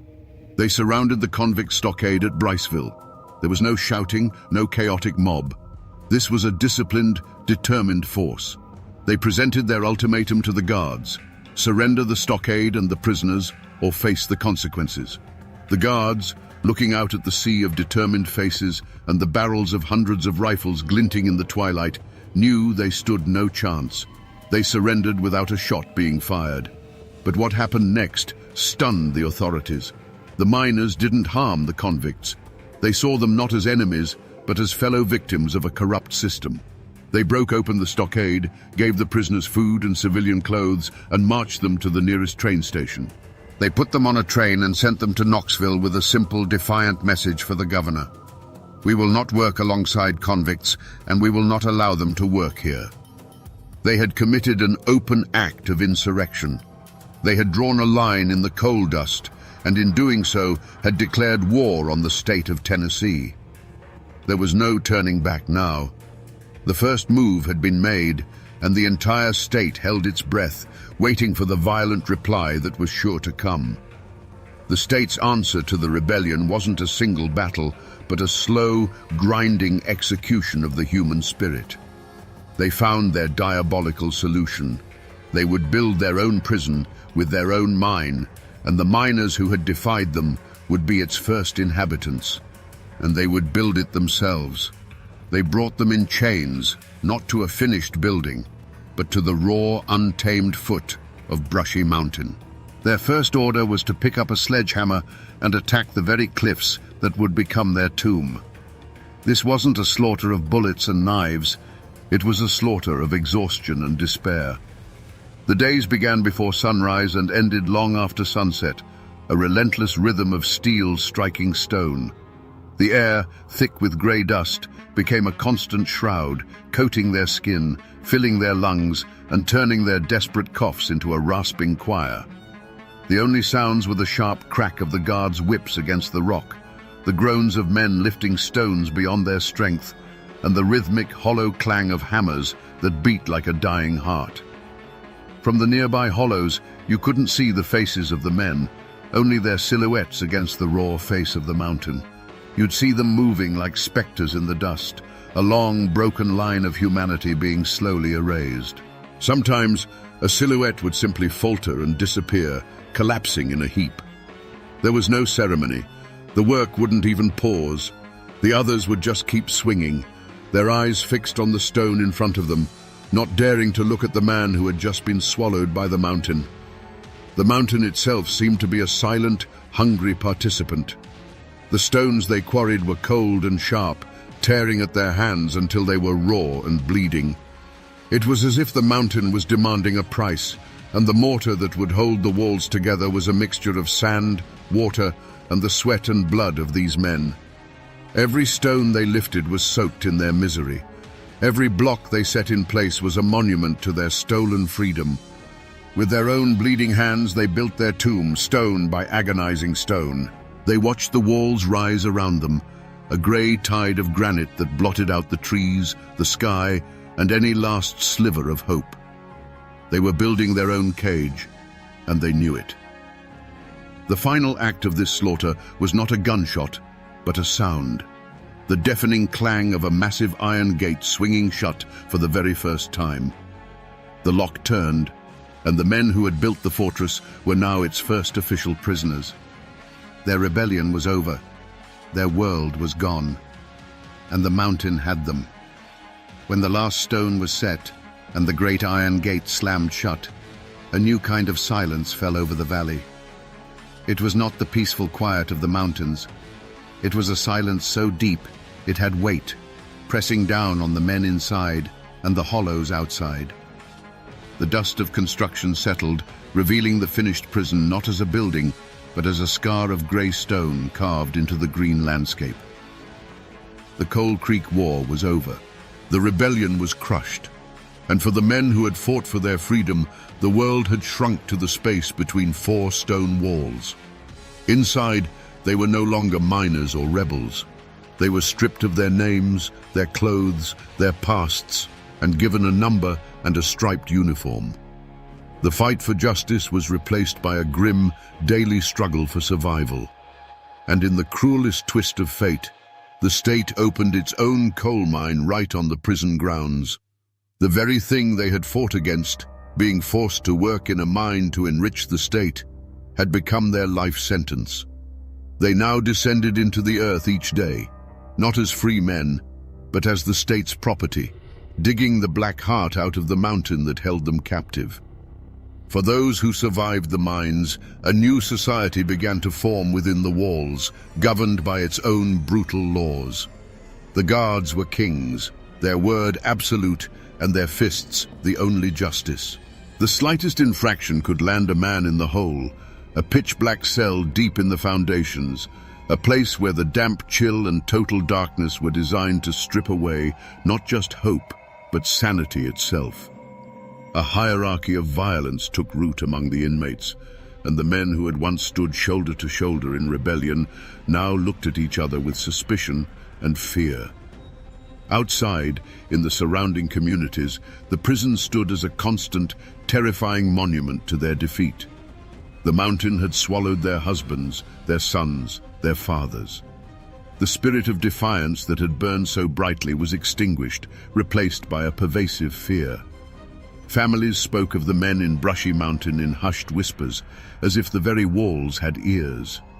The fortress had not only imprisoned the rebels, it had put a stranglehold on the spirit of the entire region. The authorities had won. Brushy Mountain became their grim trophy, a symbol of absolute power and a chilling warning to anyone who would dare to challenge the system again. The rumors that bled out from behind the walls, tales of brutality, of men lost in the mines, of souls broken in the dark, only served their purpose, cementing the prison's reputation as the end of the road. A new, dark chapter had begun, written in coal dust and human despair. The state's response was not to send lawmen, it was to send an army. The Tennessee State Militia, hundreds of them, descended upon the mountains by train. They were flatlanders, boys from the cities and farms, clad in uniforms that stood out starkly against the deep greens and browns of the forest. They came not to investigate a crime, but to put down an insurrection. Local sheriffs and deputies, men who had grown up with the miners, were brushed aside. This was no longer a local dispute. It was a military occupation. Their orders were simple: hunt down the leaders of the rebellion and make an example of them. But the miners had vanished. They melted back into the landscape that had birthed them, becoming ghosts in their own land. They knew every hidden hollow, every game trail, every forgotten cave and abandoned mine shaft. The mountains that had been their home now became their fortress, a vast, tangled labyrinth where they held every advantage. The militia, accustomed to open fields and city streets, were utterly lost here. The mountains themselves fought against them with steep ridges, sudden ravines, and a disorienting wilderness that seemed to change with the light. The hunt became a brutal, nerve-wracking game of cat and mouse. Patrols of soldiers would march up the creeks, their movements clumsy and loud, while the men they were hunting watched silently from the high ground. A snapping twig, a bird call that sounded just a little off, these were the signals that passed between the hidden men. A silent war was waged in the shadows, a war of fear and attrition. The militia, frustrated and angry, turned their attention to the families left behind. They raided cabins in the dead of night, tearing homes apart in search of fugitives, their bayonets a constant threat meant to break the mountain people's code of silence. But that code ran deeper than fear. Hiding a man on the run wasn't just an act of defiance, it was a sacred duty. A network of whispers and secret signs kept the fugitives fed and informed. A lantern left burning in a specific window, a quilt of a certain pattern hung on a clothesline. These were the messages the soldiers couldn't read. For months, the community held fast, a wall of silence and deception against the invaders. Eventually, though, the siege began to take its toll. A winter in the mountains is long, and hunger is a powerful persuader. The state posted bounties, turning the price of a man's freedom into a bag of flour and a few dollars, a fortune for a starving family. Slowly, agonizingly, the wall of silence began to crack. One by one, the leaders were found. They were discovered not in a blaze of gunfire, but huddled by a low fire in an abandoned prospecting cabin, their faces gaunt with hunger. They were cornered in the dark tunnels of a played-out mine, surrendering with the quiet exhaustion of men who know their road has come to an end. There was no fight left in them. In their eyes was not the fire of rebellion, but the cold ash of defeat. They were bound in chains and marched down from the hills, often past their own homes, where their wives and children watched in stoic silence.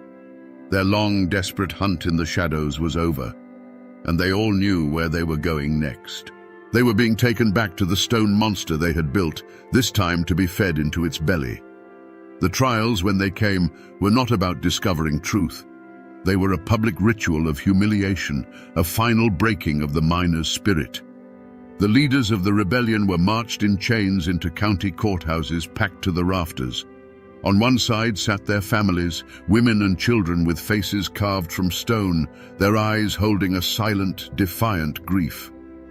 On the other side were the company men in their starched collars and the state officials, their expressions a mixture of triumph and contempt. The air was thick with a tension you could taste, held in check only by the armed militia who lined the walls, their presence a constant reminder of who held the power now. The miners themselves sat in the dock, not with the downcast eyes of criminals, but with a quiet, exhausted dignity. These were not men who understood the intricate language of the law. They understood the simple justice of the mountains. You don't let your family starve. They listened as slick city prosecutors, using words they barely recognized, painted them as anarchists and violent insurrectionists, a threat to civilization itself. They were accused of destroying property, but the property in question was the state's right to the labor of other human beings. The proceedings were a tragic farce. Witnesses were brought forth, men whose will had been broken or whose loyalty had been bought with a bounty. The defense was a token effort, a whisper against a hurricane of state power. The jury, often composed of merchants and landowners who benefited from the company's presence, listened with closed faces and closed hearts.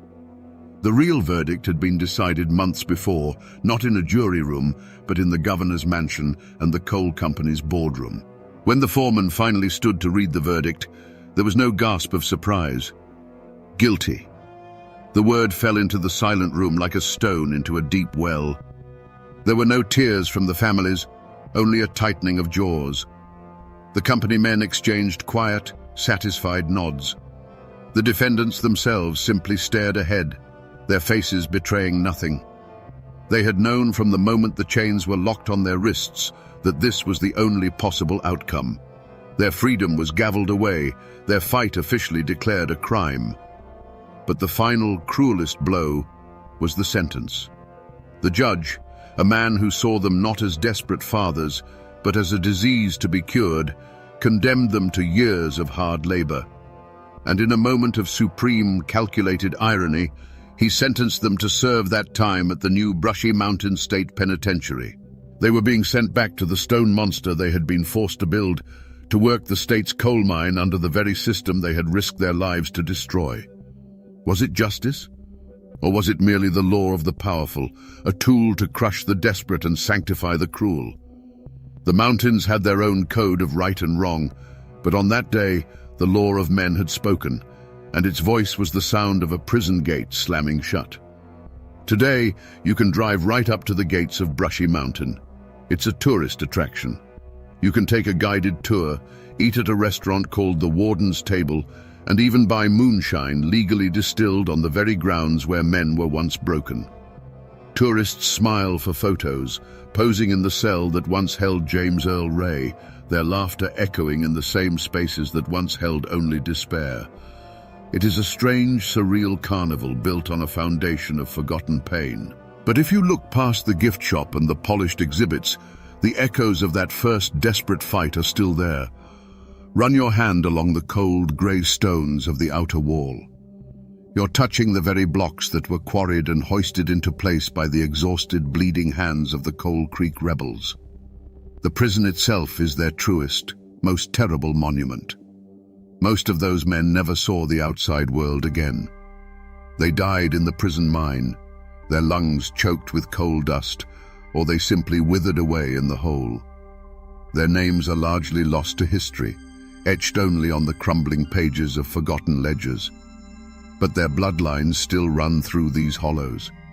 Their great-grandchildren still live on the same land, and in their families, the story of the war is passed down not as history, but as a quiet, stubborn legend of defiance.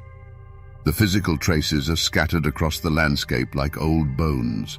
In the woods around the prison, there are patches of unmarked graves, simple field stones marking the final resting places of convicts the state didn't bother to send home.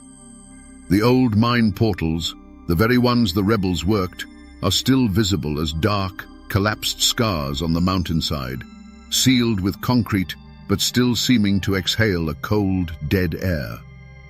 A few miles away, near the town once called Coal Creek, a small metal plaque now stands, officially acknowledging the conflict. It's a quiet, understated nod to a war that once set these mountains on fire. Most people who drive past that sign have no idea what it means. The story has been paved over by new roads and drowned out by the noise of the modern world. But when the last tour bus leaves Brushy Mountain for the day and the sun sinks behind the ridge, the old silence returns. And in that silence, you can feel it. The wind whistling through the empty cell blocks sounds like a whisper. The chill that settles in the valley has nothing to do with the weather. The tourists may forget the story as soon as they drive away, but the stones of this prison have not. The mountain remembers everything. So we return to the question that hangs in the cold air of this valley.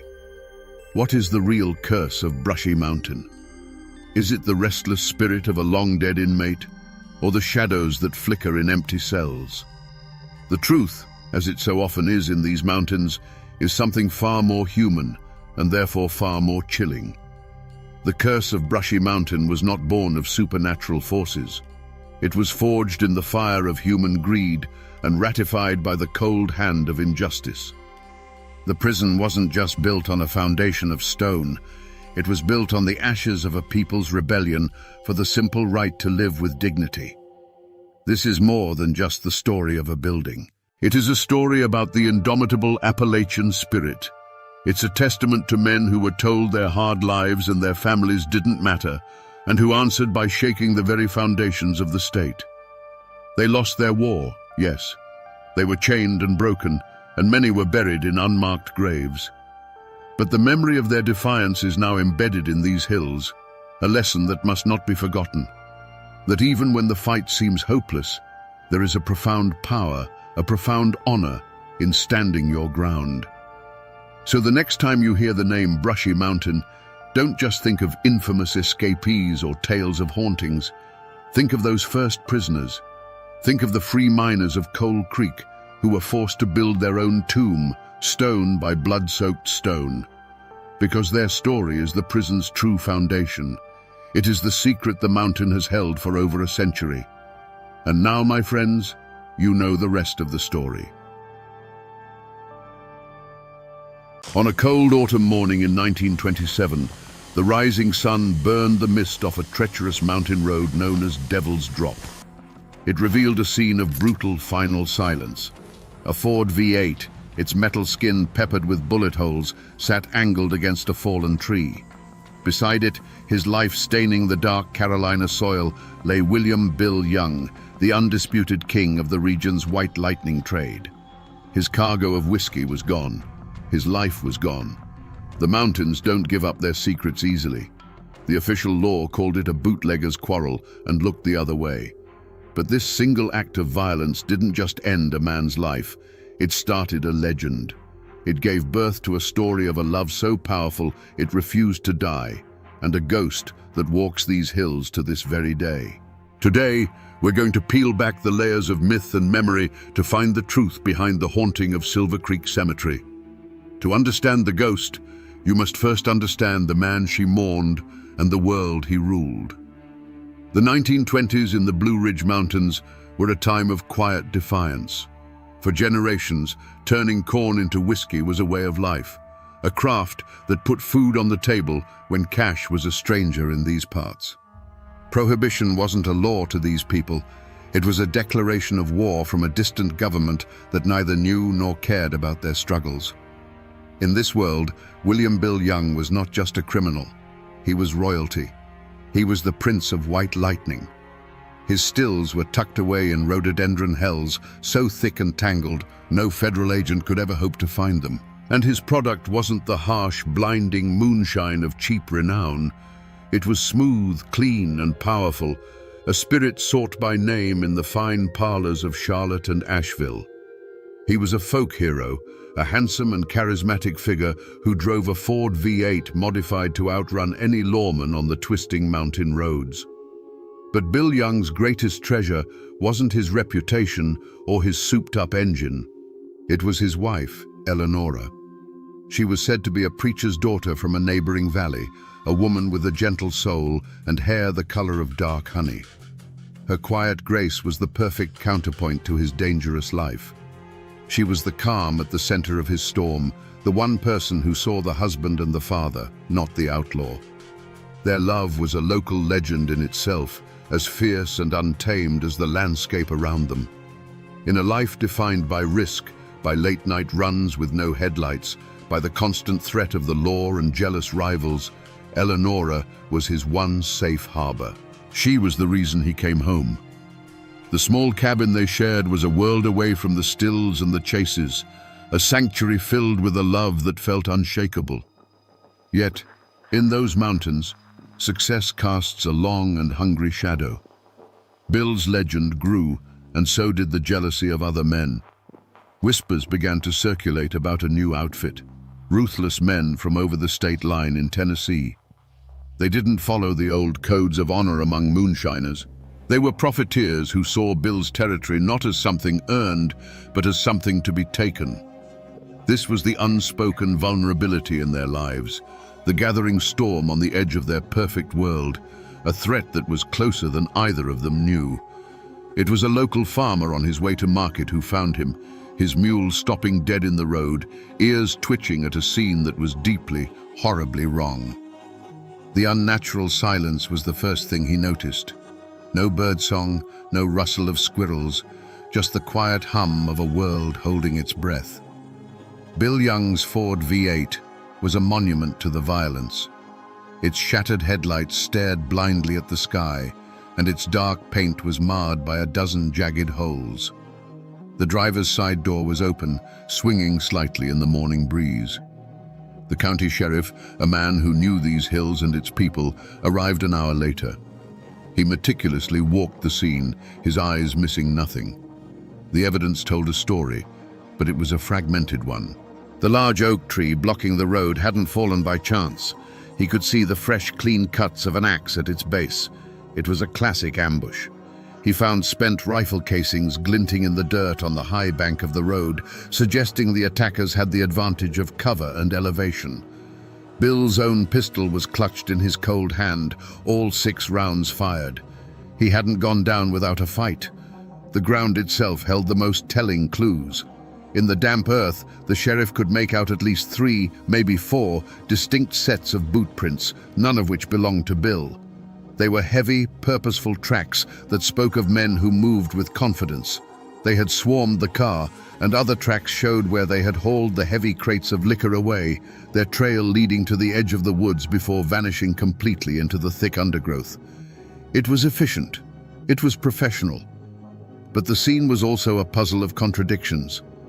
They had taken every last jar of whiskey, yet Bill's wallet, still thick with cash, remained untouched in his pocket. This wasn't a simple robbery by desperate men. This was a targeted strike, an execution designed to send a message. The chaos of the gunfire was followed by the cold, calculated logic of the theft. Who were these men who left money but took liquor? Who fought with such brutal finality? The crime scene on Devil's Drop spoke of a coordinated attack, but the wilderness offered no easy answers. The gunshots had echoed through the holler and then been swallowed by the trees. The killers had materialized from the forest and then melted back into it, leaving behind a dead man, a bullet-riddled car, and 1,000 terrifying questions that began to spread like wildfire through the tight-knit mountain community. Now, in these hills, when a man like Bill Young is found dead, the first place you look is at the man who hated him the most. And in this case, that man had a name: Jedediah "Jed" Scoggins. Jed was a moonshiner of the old school. His still was a rusty, sputtering contraption that produced a liquor so harsh it was said you could peel paint with it. He was a bitter, solitary man, with eyes as hard as creek stones and a permanent scowl etched into his face. The bad blood between Jed and Bill ran deep, a classic mountain feud born not of land or family, but of pure, corrosive jealousy. They had come up in the trade together, but where Bill was an artist, Jed was just a cook. Bill's operation grew, his reputation soared, and his pockets grew heavy with cash. Meanwhile, Jed Scoggins stayed right where he was, brewing his gut rot for a handful of locals who couldn't afford better, watching Bill's fancy Ford V8 roar past his dilapidated shack. Every success of Bill's was another bitter pill for Jed to swallow. The tension had finally boiled over just a month before the ambush. The story is told that Jed Scoggins confronted Bill in the local general store, accusing him of stealing customers. Bill, with his easy smile, just laughed it off. He clapped Jed on the shoulder and said loud enough for everyone to hear, "Now, Jed, there's a market for paint thinner and there's a market for fine whiskey. We ain't in the same business." The store erupted in laughter. For a man like Jed Scoggins, whose only currency was his pride, the public humiliation was a wound that would never heal. His face turned a deep, dangerous red, and he stormed out, muttering threats under his breath. So when the news of Bill's murder spread through the hollers, every eye turned to Jed. The sheriff paid him a visit first thing. Scoggins denied everything, of course, but his anger made him look guilty. Whispers solidified into what seemed like fact. A trapper claimed he'd seen Jed's beat-up truck parked in a thicket a mile from Devil's Drop the night of the killing. Others swore they'd heard him at the store just last week, telling anyone who'd listen that Bill Young's pride is gonna get him killed. For the community, and for the lawmen looking for a quick and easy answer, Jed Scoggins was the perfect suspect. He had the motive, the means, and a heart full of poison. But a bitter old man like Jed Scoggins was a known danger, a rattlesnake that warns you before it strikes. The truly terrifying poison is the kind you welcome into your own home. As the initial shock wore off, a second, more chilling suspicion began to take root, turning from the obvious enemy to the trusted friend, Caleb Vance. Caleb was Bill Young's right-hand man, his shadow. He was a younger cousin who Bill had taken under his wing years ago, teaching him every secret of the trade. Caleb knew the location of the stills, he knew the delivery schedules, and he knew the hidden compartments in the Ford V8. He was the one man on earth Bill trusted with his business, his life, and the safety of his wife, Eleonora. He was treated like a brother. No one suspected him, not at first. But loyalty, when starved of recognition, can curdle into ambition. Caleb was the one doing the back-breaking work in the humid hollows, while Bill was the one collecting the profits and the praise. He saw the life Bill had built, the respect, the fear he commanded, the money, and began to see it not as something to admire, but as something he deserved. More than that, people began to recall the way Caleb looked at Eleonora when Bill wasn't around. It wasn't the gaze of a protective cousin. It was the quiet, hungry stare of a man coveting something he could never have. With this new suspicion in mind, people's memories began to shift. His grief at the funeral, which had seemed so profound, now looked theatrical and hollow. He had been the one to help Bill load the car that fateful night, and folks remembered him arguing with Bill a week earlier, insisting that the old road was getting too much attention from the law and that the route through Devil's Drop was safer. Was it a helpful suggestion, or was he leading the lamb to the slaughter? The community was now faced with a far more terrifying possibility than a simple feud. Was Bill Young's death the result of a snake he had nurtured at his own hearth? But there was a third shadow lurking at the edges of this tragedy, a threat far bigger and more impersonal than a bitter old man or a jealous cousin. The world of bootlegging was changing. Big city money and organized crime were beginning to see the potential in the mountains, not as a place of tradition, but as an untapped resource. A different breed of predator was slipping through the gaps in the hills, men who didn't live by any mountain code. They were known only as the Tennessee outfit. They weren't moonshiners, they were businessmen, and their business was violence and consolidation. Their goal was simple: to control the entire flow of illegal whiskey from the mountains to the cities, cutting out the independent operators who had worked these stills for generations. In this new, brutal landscape, Bill Young wasn't just a competitor. He was an empire of one, an obstacle that had to be removed.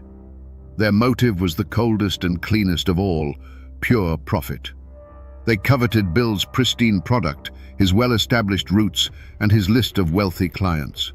Taking him out wasn't an act of passion, it was a corporate takeover executed with rifles instead of contracts. They didn't want to just beat him, they wanted to absorb his entire operation, from the hidden stills to the last drop of whiskey. For weeks leading up to the murder, their presence had been felt like a change in the weather. Strangers had been seen in town, men in city hats with hard, watchful eyes, asking quiet questions about Bill Young's schedule. Cars with Tennessee plates were spotted on lonely back roads where they had no business being. The story circulated that one of these men had approached Bill with an offer: work for them or get out of the way. Bill, proud and fiercely independent, would have laughed in his face. It was a laugh that signed his own death warrant. This third possibility was, in many ways, the most frightening. Jed Scoggins and Caleb Vance were known devils. The Tennessee outfit was a faceless, nameless force, a killing machine that operated on the cold arithmetic of profit and loss. The sheriff, a man who trusted his gut, put all his energy into the clearest path. All signs pointed to the bitter, jealous heart of Jedediah Scoggins. A posse was formed, a dozen grim-faced men with shotguns and a cold sense of mountain justice in their eyes. For 3 days, they combed the unforgiving slopes of Scoggins' territory, fueled by the trapper's claim of seeing Jed's truck near the ambush site.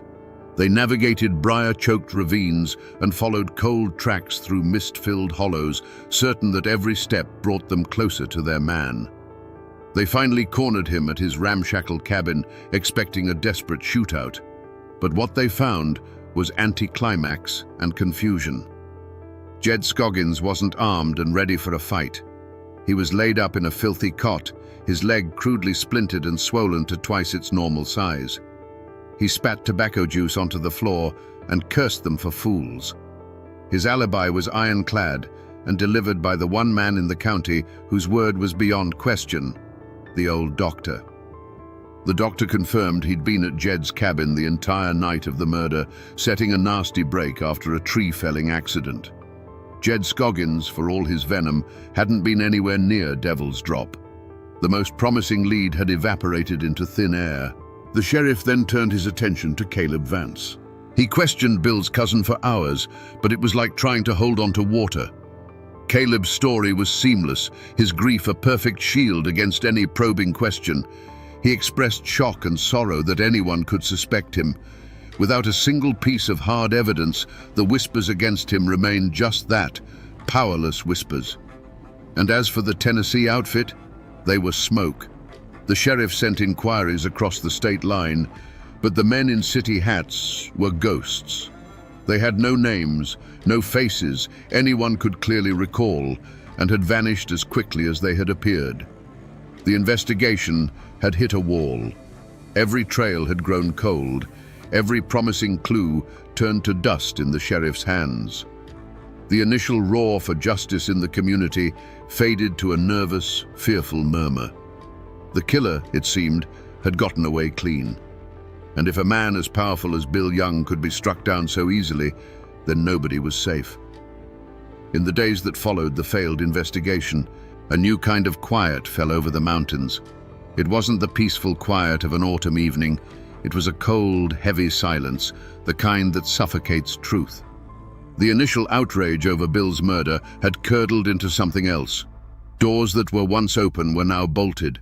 Eyes that once met yours in greeting now slid away, finding a sudden interest in the dirt on the road. A curtain of unspoken agreement had been drawn across the community. This wasn't the silence of ignorance, it was the silence of fear. Raw, palpable fear. The logic was simple and brutal. If a man as powerful, as respected, and as feared as Bill Young could be gunned down on a public road, what chance did a simple farmer or a store clerk have? The killers hadn't just murdered a man, they had murdered the community's sense of security. They were still out there, unseen, their identities a terrifying mystery. To speak a name, to repeat a rumor, was to risk drawing their attention, and no one wanted to be next. But it was more than just fear. It was the code. For generations, these mountain folk had lived by their own laws, born of a deep and abiding distrust for any authority that came from outside their hills. Talking to a man with a badge, even a local one, was a violation of that code. It was inviting an outside world of courts and lawyers into their own business. The unspoken rule was clear. You see nothing, you hear nothing, and you know nothing. You handle your own affairs, and you let your neighbors handle theirs. The few who were thought to know something learned the power of this code very quickly. A man who had been seen talking to Bill just hours before the ambush suddenly became a pariah. His neighbors, men he'd known his whole life, suddenly had urgent chores to do when he approached. No threat was ever spoken aloud, none needed to be. The cold shoulders and the averted gazes were a message clearer than any gunshot. Stay quiet, or you're on your own. And so, the sheriff's investigation died, not from a lack of leads, but from a lack of voices. He would ask questions and be met with blank stares, polite deflections, and shrugged shoulders. The people of the valley had made a collective choice. They would bury the truth under the weight of their silence, hoping that if they didn't speak of the devil, he might just pass them by. The murder of Bill Young was now a closed book, locked tight by the fear of an entire community. Years slid by like water over stone. The murder of Bill Young became a cold case, then a local legend, a story to tell children to keep them from wandering too far into the woods after dark. The wall of silence held firm, and every single evening, Eleonora kept her vigil, her black-clad form becoming as much a part of the landscape as the ancient oaks in the cemetery. Her grief was a silent, unchanging monument. Nearly a decade after Bill's death, Eleonora's vigil finally ended. She passed away in her sleep one cold winter morning and was buried beside her husband, their story seemingly concluded. It fell to a distant niece, a young woman who barely remembered her famous uncle, to clear out the small Spartan cabin where Eleonora had lived out her last lonely years. While packing away old linens in a cedar chest, her fingers brushed against something hard tucked beneath a false bottom, a small, leather-bound journal. This was the clue that had been forgotten because no one knew it existed. It wasn't a diary of daily life. It was a testament of silent suffering, a record of the truth Eleanora was too terrified to speak aloud. The niece's hands trembled as she read the elegant, spidery script, the entries beginning the day after Bill's body was found. The journal revealed everything. It described how Caleb Vance, Bill's trusted cousin, had come to the cabin late on the night of the murder, hours before the body was officially discovered. He had told Eleanora that Bill was delayed on a run, but his story was a lie, and Eleanora had seen it. His boots were caked in the distinctive red clay found only on the road up Devil's Drop. There was a fresh, angry scratch on his cheek, and his hands, she wrote, would not stop trembling. He couldn't meet her eyes.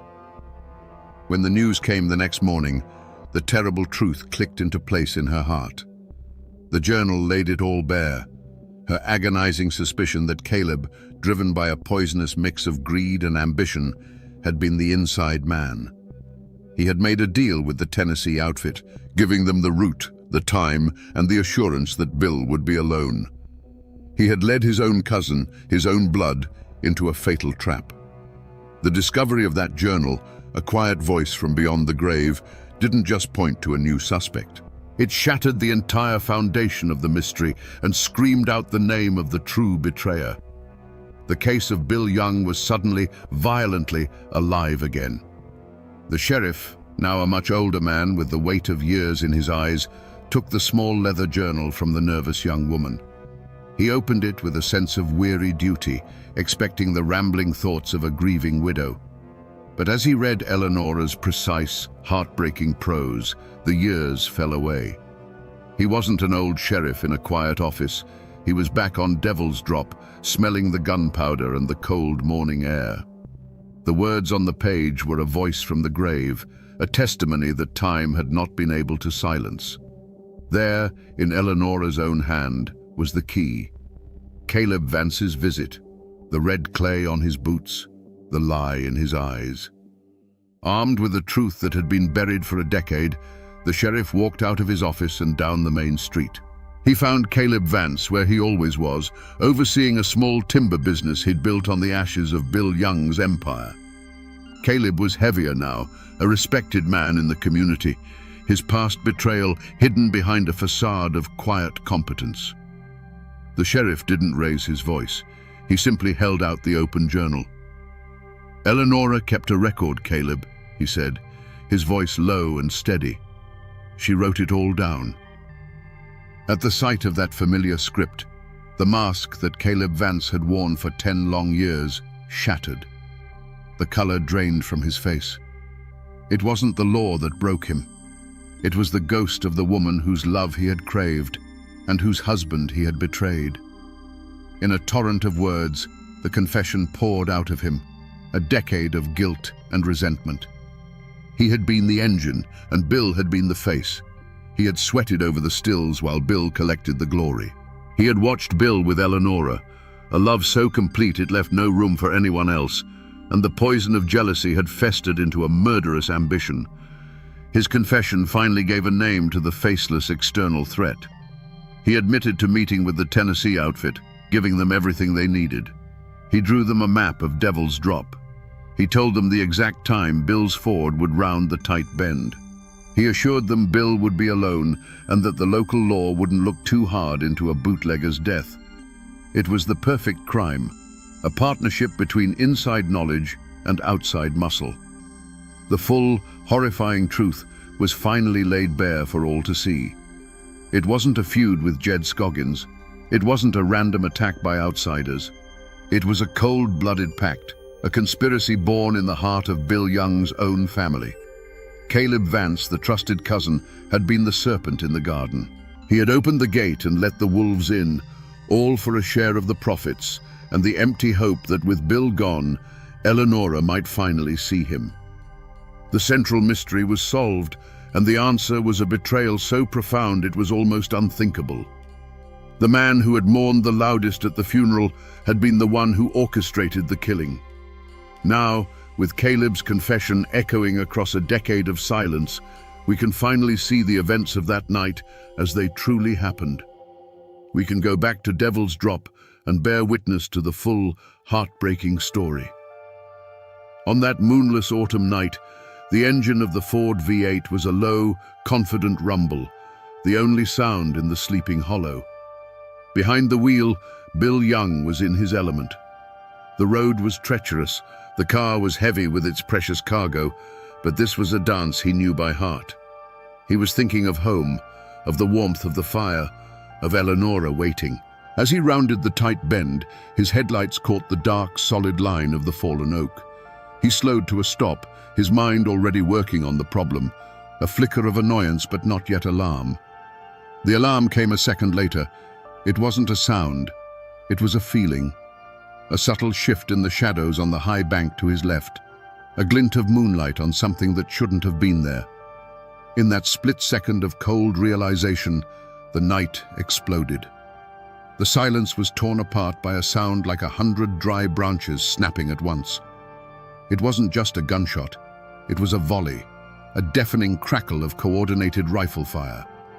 The passenger side window dissolved into a spider web of frosted glass. The sturdy metal of the Ford's door dimpled and tore as if struck by a violent, invisible hail. The world outside the car became a chaotic storm of noise and muzzle flashes, a hell of his cousin's making. Bill's hand instinctively went to the pistol he always kept by his side. Its single defiant bark was a lonely protest, a single note against a symphony of destruction. And then there was a sharp grunt, a sudden stillness behind the wheel.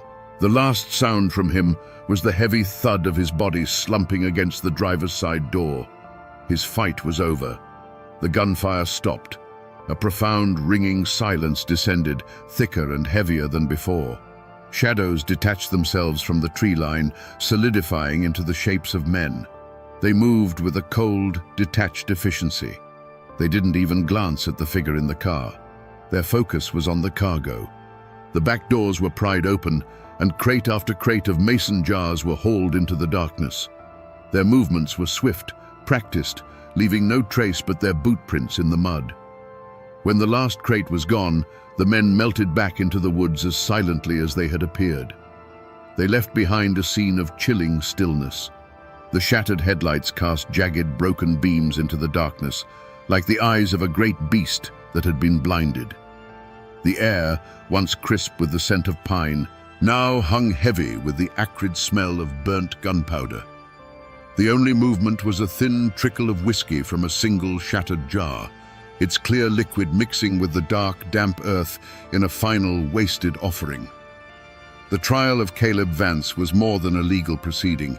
It was a public reckoning, a final, painful chapter in a story that had haunted the community for a decade. The small county courthouse was packed to the rafters. Old men who had known Bill Young personally sat beside young people who had only ever heard his name whispered in ghost stories. The air was thick with the weight of unspoken history. Every person in that room, a silent juror in a trial that had been held in the court of public opinion for years. In the defendant's chair, Caleb Vance was a ghost of a man. The facade he had maintained for 10 years had crumbled, leaving behind a hollow shell. He wasn't defiant. He didn't rage or deny. He simply sat there, his eyes fixed on the worn floorboards, as if he could see the faces of Bill and Eleonora in the grain of the wood. When the charges were read, conspiracy and murder, he showed no reaction, offering a quiet plea of guilty. His confession had been a dam breaking, and now there was nothing left inside him to fight with. The prosecutor, armed with Eleonora's journal, painted a devastating picture of betrayal. He read passages aloud, and the sound of the dead woman's words, filled with sorrow and suspicion, silenced the entire courtroom. He presented Caleb as a modern-day Cain, a man who had sold his own kin into a bloody ambush for a handful of silver and a sliver of power. The evidence was overwhelming, the confession absolute. The prosecution demanded the harshest penalty the law would allow. But this was Appalachia, and justice here has always been a complicated, tangled thing. Caleb's lawyer didn't argue his client's innocence. Instead, he argued his weakness. He portrayed Caleb not as the architect of the crime, but as a foolish, resentful young man who was manipulated and threatened by the faceless, ruthless Tennessee outfit. He argued that Caleb never fired a shot, that his guilt was in his silence and his cowardice, not in a direct act of murder. He was a pawn, the lawyer claimed, who had been sacrificed by the true kings of the bloody game. The verdict, when it came, felt both inevitable and unsatisfying. The jury found Caleb Vance guilty, but not of first-degree murder. They convicted him on charges of conspiracy and accessory to the crime. The judge sentenced him to 20 years in the state penitentiary. He was led from the courtroom in chains, his head still bowed, a man condemned to live with his ghosts in a cell of his own making. The community was torn. For some, it wasn't enough. 20 years felt like a pittance for the life of a man like Bill Young and the decade of sorrow that followed. But for others, there was a quiet, reluctant sense of pity. They saw Caleb not as a monster, but as another victim of the violent world they all inhabited. Justice, it seemed, had been served, but it brought no peace. The trial was over, but the arguments over its verdict would echo through those hills for another generation, a final, ambiguous chord in the tragic ballad of Bill Young. Caleb Vance's 20-year sentence was, in the end, a life sentence. He walked into the state penitentiary, and the mountains never saw him again. He was a quiet, broken prisoner, haunted not by the guards or the high stone walls, but by the ghosts he had carried with him from Devil's Drop. He died of pneumonia 12 years into his sentence, a man who had traded a kingdom of his own making for a 6-by-9-foot cell. His betrayal had gained him nothing but a lonely death far from the hills that he had stained with his cousin's blood.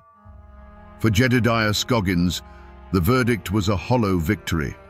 The law had cleared his name, but the whispers of the community were a judgment from which there was no appeal. He would forever be the man who was accused of killing Bill Young. The suspicion clung to him like a shroud, deepening the bitter lines around his mouth. He retreated further into his solitude, his only companions the bubbling of his still and the corrosive memory of being judged for a crime he didn't commit. He lived out his days as an outcast, a testament to how an accusation, even when proven false, can leave a wound that never truly heals. And what of the Tennessee outfit, the faceless men who pulled the triggers? The law never touched them. But the mountains have a long memory and their own way of settling scores. Over the years, stories drifted back across the state line, whispered from one bootlegger to another. One of the ringleaders, it was said, drove his own car off a cliff on a road just as treacherous as Devil's Drop, his body found in a wreck of twisted metal. Another died in a suspicious fire at his speakeasy, consumed by the very enterprise he had killed for. And the last one, the man who had given the final order, was said to have gone mad, dying in an asylum, haunted to his last breath by the face of a man he'd murdered in the dark Carolina hills. The young niece who found the journal, the unwitting key to unlocking the truth, could no longer bear the weight of her family's history. She sold the small cabin and the land and moved away, seeking a life in a place where the name Young didn't carry the echo of gunfire and betrayal. She had given the dead a voice, but in doing so had silenced her own future in the mountains. The crime left a permanent scar on the community itself. The wall of silence had been shattered, replaced by a quiet, collective shame. The story of Caleb's betrayal became a cautionary tale, a dark lesson passed down through generations about how greed and jealousy could poison a man's soul and turn brother against brother. The events on Devil's Drop were no longer a mystery, but a wound in the valley's memory, a stark reminder that the deepest betrayals often come from those who stand closest to the fire.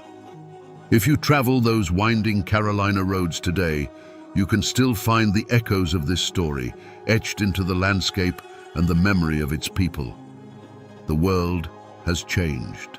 The era of Prohibition is a dusty chapter in a history book, and the dirt track of Devil's Drop is now a paved county road.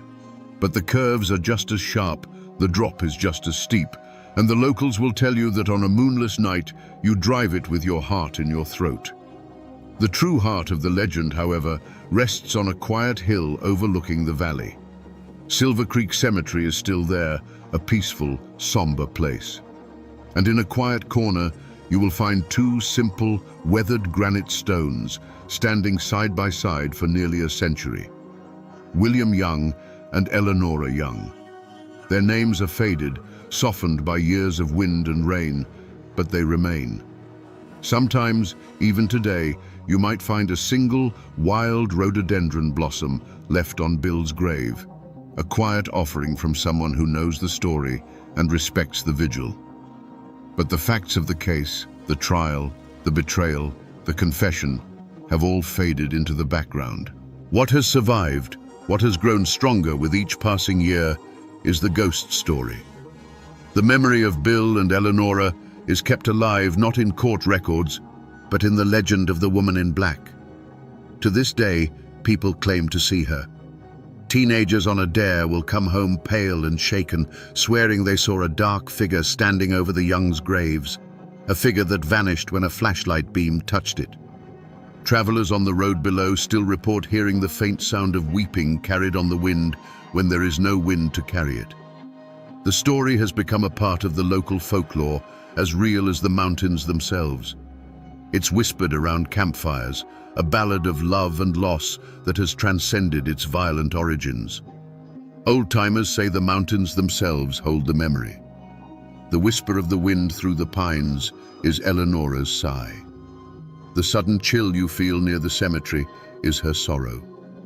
The world might forget the names and the dates, but the land does not. The story of the moonshiner and his eternally faithful wife is no longer just history. It is a permanent feature of this place, a ghost that walks these hills forever. We began this journey on a cold stretch of road with a bullet-riddled car and a question: what really happened on Devil's Drop? We found the answer, not in a heroic shootout, but in a sordid, quiet act of betrayal. A story of greed and jealousy, as old as the hills themselves. The law eventually found its man, and a measure of justice was served in a dusty courtroom. But that ugly human truth is not the story that has survived. This is the ultimate lesson of the woman in black. It is a story not about the brutal end of a man's life, but about the unending love of his wife. The community, bound by fear and a code of silence, allowed the facts of a murder to be buried. But through their whispers, their awe, and their respect for Eleanora's vigil, they resurrected a different kind of truth. They chose to remember the loyalty, not the betrayal. They chose to honor the love, not the violence. In the end, this is a ghost story that teaches us that some bonds are too strong to be broken by gunfire or the grave. It shows us how a deep and abiding love can become a legend, a story told to remind us that even in the darkest of times, loyalty is a light that can echo through generations. The law may have closed the case on Bill Young, but it was Eleanora's heart that wrote the final, enduring chapter. And now, my friends, you know the rest of the story. Or at least,